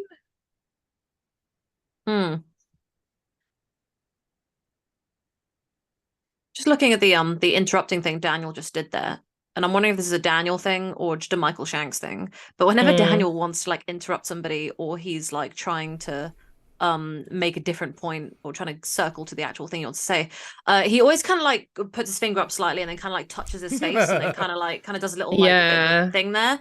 And it's like, I'm wondering if that's Daniel or if that's Michael. Probably Michael. So this little bit coming up is incorrectly regarded as a goof. So after resigning, like Daniel's still got an access key to open the door to the SGC.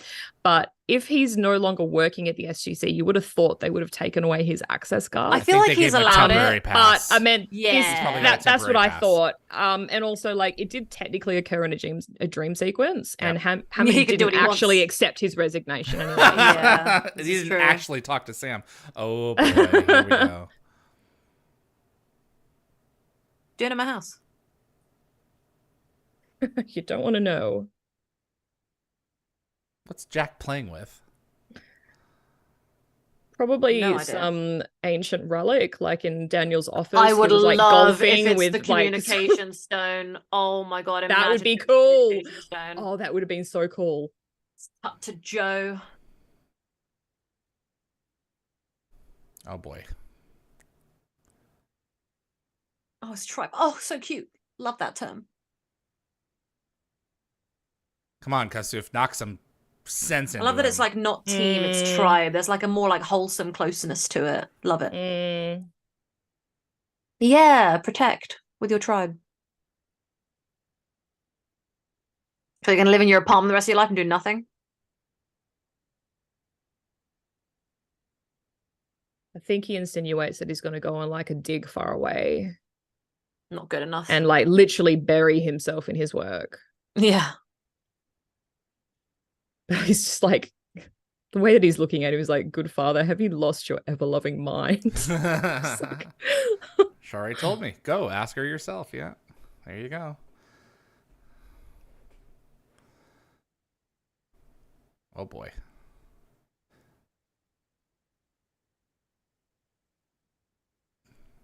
I'm just in this scene.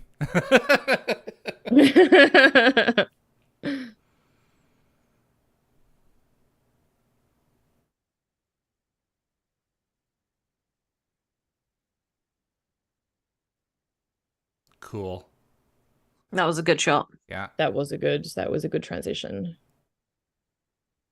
Okay, everybody play dead.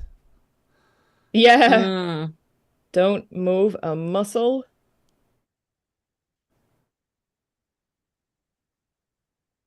Kind of got me thinking, like, in a massacre such as this, do they literally just leave the bodies there? I don't think the Gould care too much about burying their dead. But that's just me, I don't know. Our policy is off. No, I was thinking more about the SGC. Yeah, like would we do it? I think we would. Probably. It would be like a health and safety thing, surely. Them, yeah. Out of respect, I think that like we as like a species, we really respect our dead usually. So,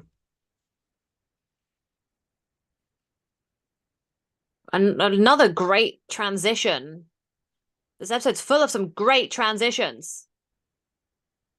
At this point, when I was watching it for the first time, I was like, what the hell is going on? I don't remember like watching this episode for the first time in the best frame of mind, which is a problem in an episode like this. Yeah. Well, it's just hard to ascertain what's real and what's not, but that's the whole point.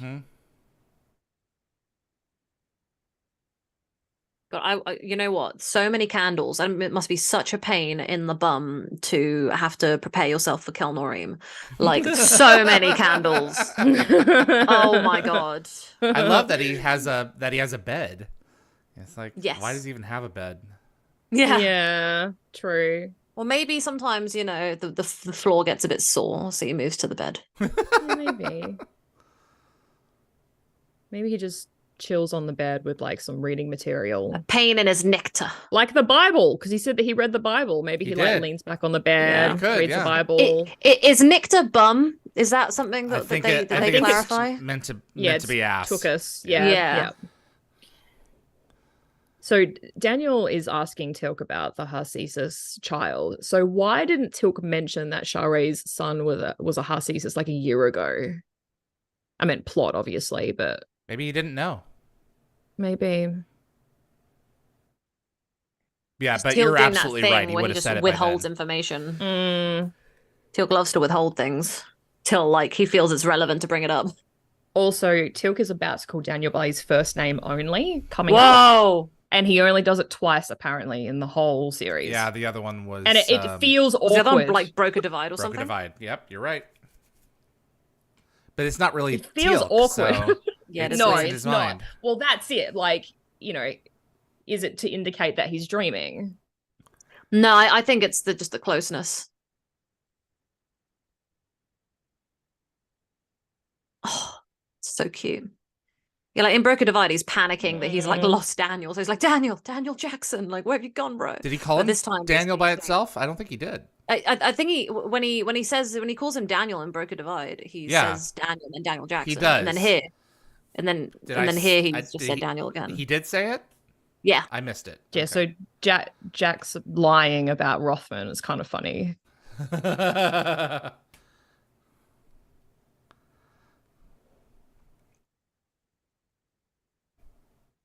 You Just said that he has 2 left feet.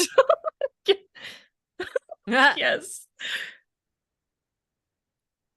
Also, kind of in relation to that, Jack makes a kind of a reference that hasn't aged very well about Bruce Jenner. He doesn't. He does not bring up Bruce Jenner. He does. But like technically speaking, like Bruce Jenner had a 6-year decathlon career and did win like the men's event in 1976 in Montreal. But you know, that's another lifetime ago. Yep.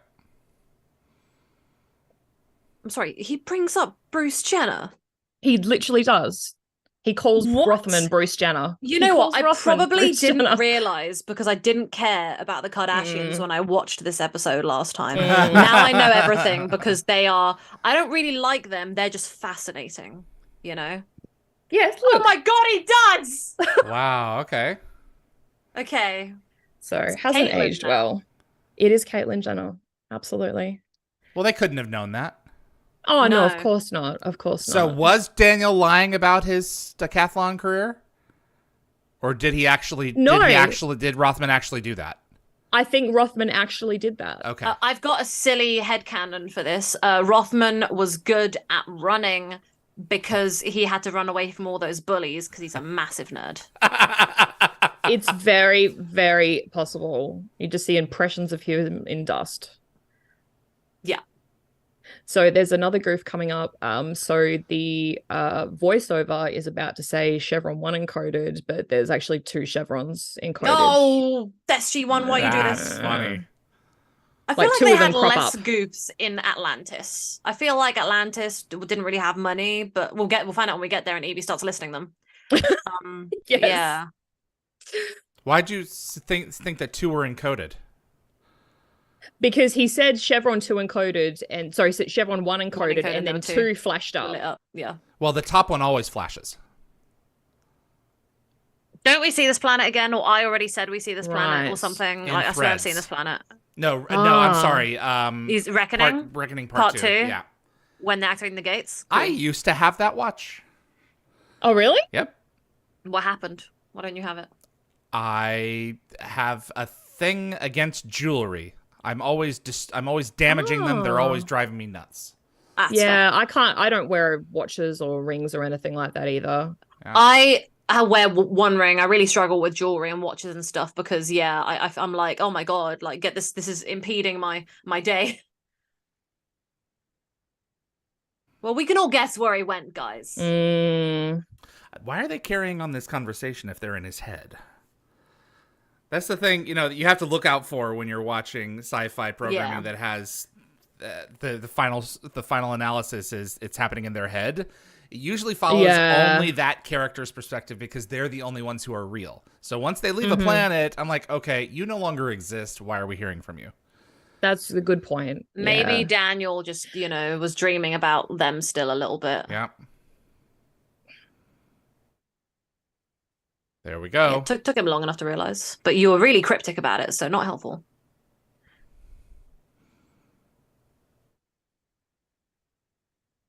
Like she gave him like weeks of therapy in the space of like a few seconds. Like, what a hero. One of my few problems with this show is that why doesn't she get pulled away this time? Because he's in his mind returned to the planet? What sense does that make? Well, they try and pull her away and she comes back again. I don't know. Yeah, why doesn't it work? I don't know how or why. I don't know how or why. I think maybe because he's fully come to the realization, maybe like he's able to hold on to her a bit longer because he's no longer like clueless and like confused. Like he now understands. So maybe their like mind connection is sticking. Yeah. But so headcanon. She just gets a name, but she doesn't give him the address. Yeah. Yes. Keb. Don't give too much information because then she'll get pulled away again.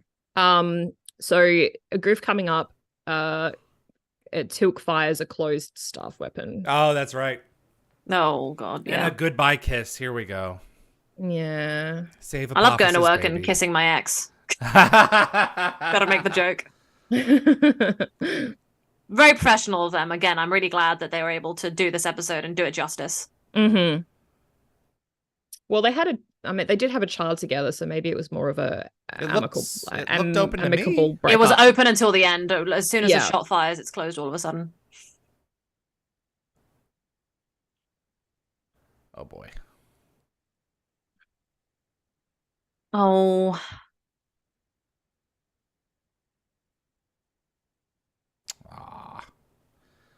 She really didn't need to go out like this. I feel like they should have killed her a different way, because this could have totally he could have shot her in the leg, you know, and stopped her.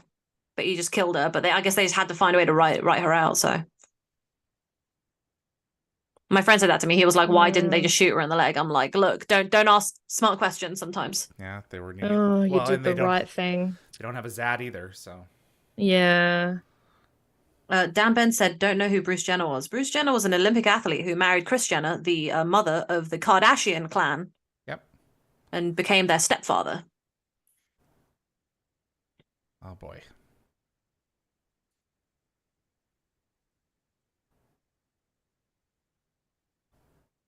Oh.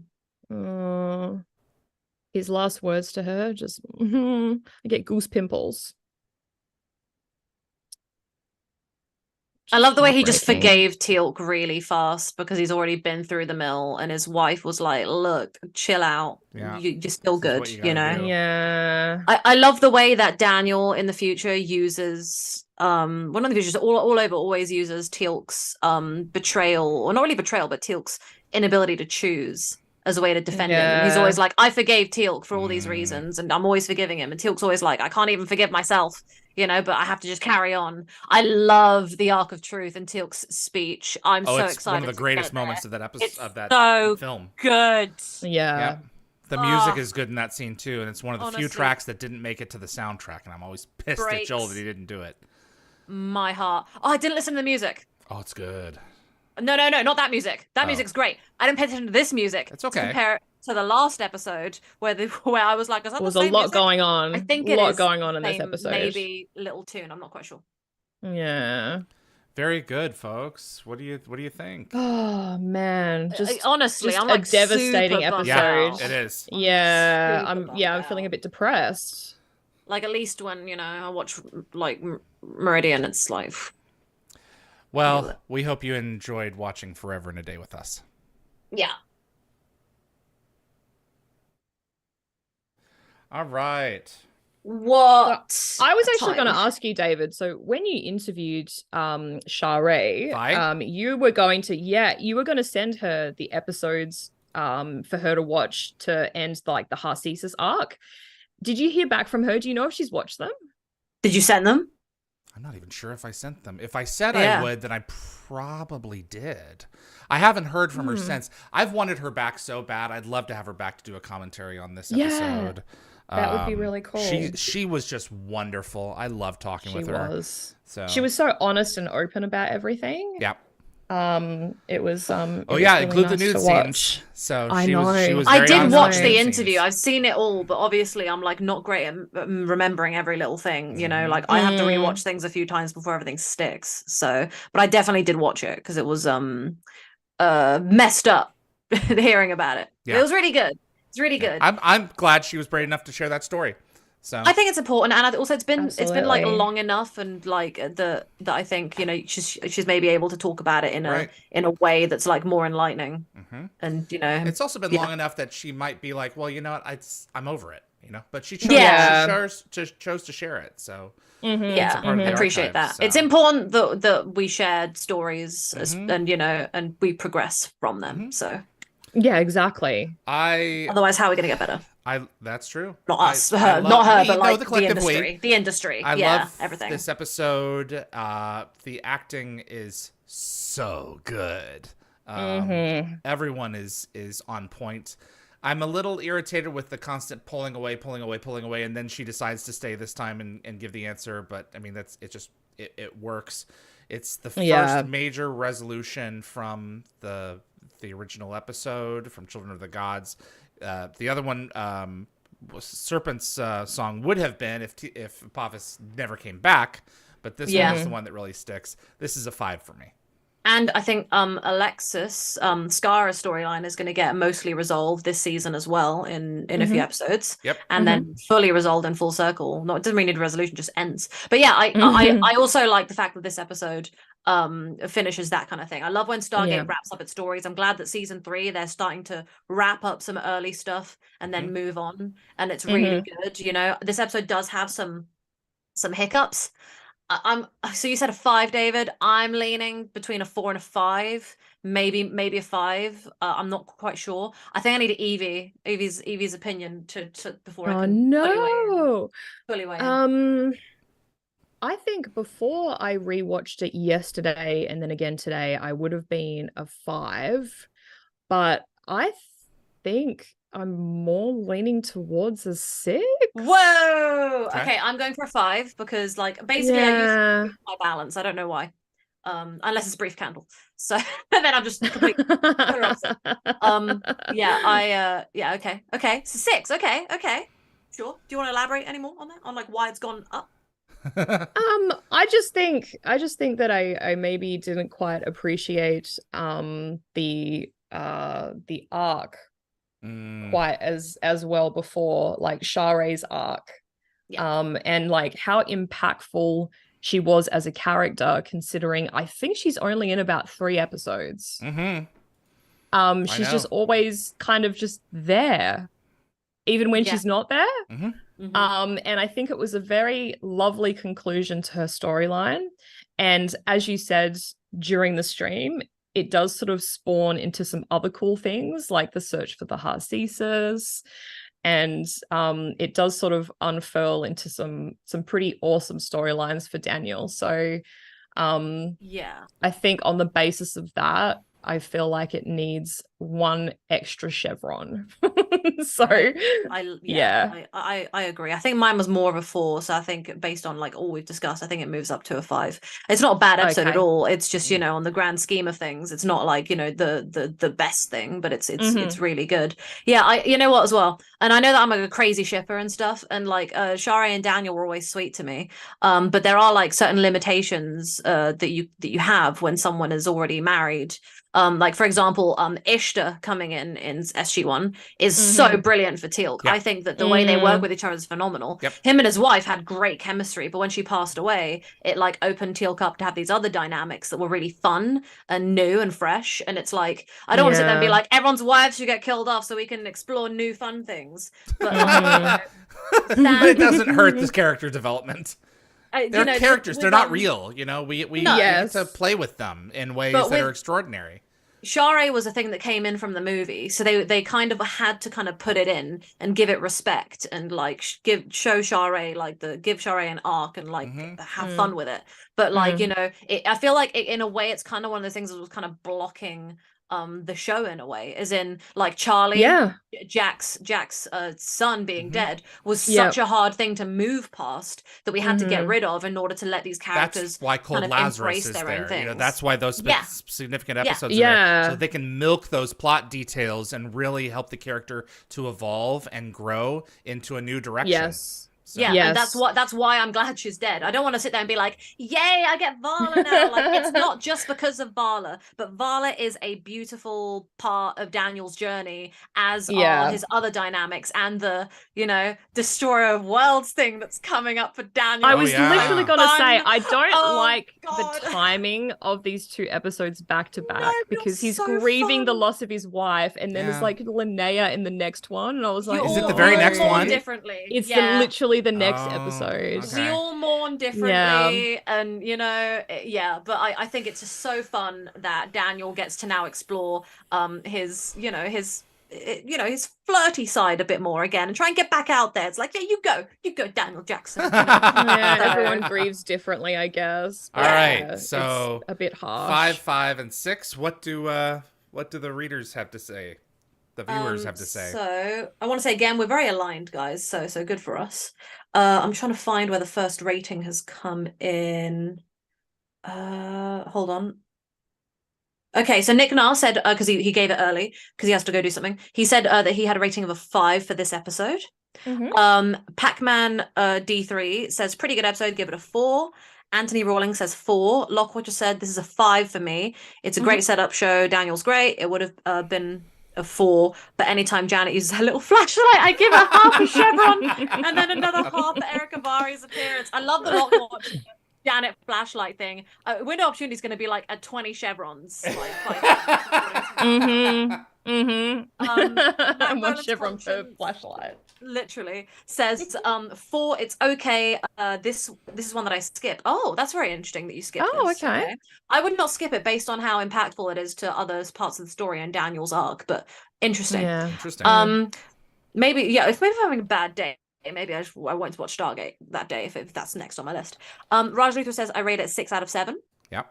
Jacob says 6 chevrons, some of the best SG-1 writing, and the story resonates throughout the whole series. And didn't have a chance to put in the rules of engagement rating, but there was a 4 from Jacob, but full of plot holes, but great concept. Lewis Cox says 5 chevrons. Gecko Fett Webb says 6 out of 7 for me. Good episode. Jed Ted said 7. Love the bittersweet goodbye to Sharae. Okay, I can understand that. Yeah, absolutely. Yeah. I'm all for praise on this. And whenever you want to give praise, you're entitled to your opinion. Of course. So reiterate that. Becca said, I agree with 5 chevrons. And then Dan Ben said, like the episode, but yeah, I'll give it a lower rating, 4, because they killed her, not shoot her in the leg. They should have shot her. They could have shot her in the leg. Plus, don't always like episodes that didn't really happen. Yeah, that's very interesting. Jacob said the fact that the story can bring a powerful and meaningful dialogue all the way 6 seasons later is amazing. He's referring to Counter-Strike here. In what sense? Now I'm confused. Figure it out. Just tell me somewhere in here. Tell me what the connection is there, because my brain's like not firing on all cylinders right now. Jed Ted said everything Nicole said I feel with Smallville. Loves Clark and Lana, but I was braced to say goodbye to Lana and make room for Lois. Yeah, I think making room for change is really important. And you know what? You can love someone and you can love people and you're going to lose them because that's just life. That's how it is. It's really important. You're never for a little while and then that's it. Yeah, you're never replacing a person or these things. You're just finding new things to love and embrace. And I think that's super important. And I like that this episode kind of teaches you, shows you how, how difficult that can be, but like forgiveness and love. And I think that's super important. And then Lockwatcher said Janet Flashlight could be a drinking game. But then I'd like start swearing and then David would get grumpy with me. I would get very grumpy. So I don't think that's a good idea. I can get non-alcoholic beverage and drink those and be like, shots of water. Yeah, and then I'll get like water poisoning or something because you can or I'll drown myself inevitably. Water poisoning. Okay. Oh my god. Reel it back in. Come on. Okay.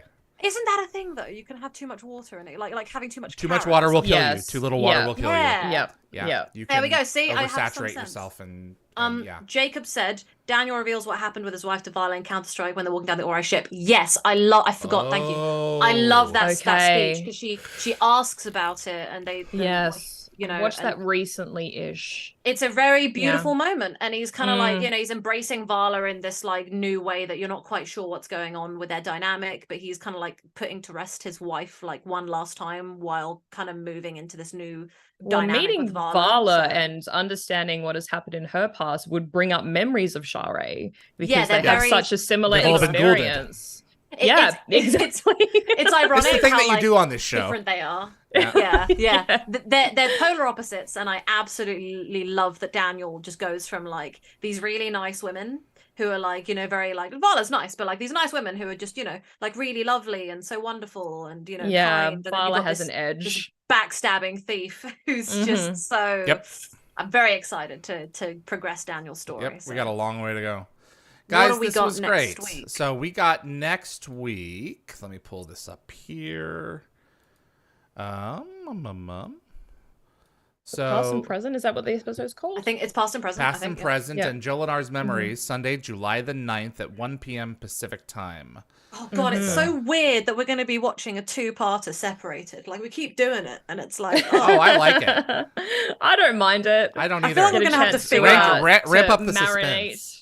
We're going to have to figure out what to do with seasons 7 and 8 when all the crossovering is happening, and like how we're going to watch those episodes to like line up so we don't accidentally start one thing too soon and some. I don't know. It's going to be fun figuring that out. So I do have a list of what episodes have to cross over.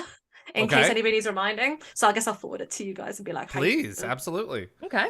Stargate ship battles with Retro Badger, YouTuber, Friday, July the 7th at 12 noon Pacific time. I will be moderating that one. It's a pre-recorded show.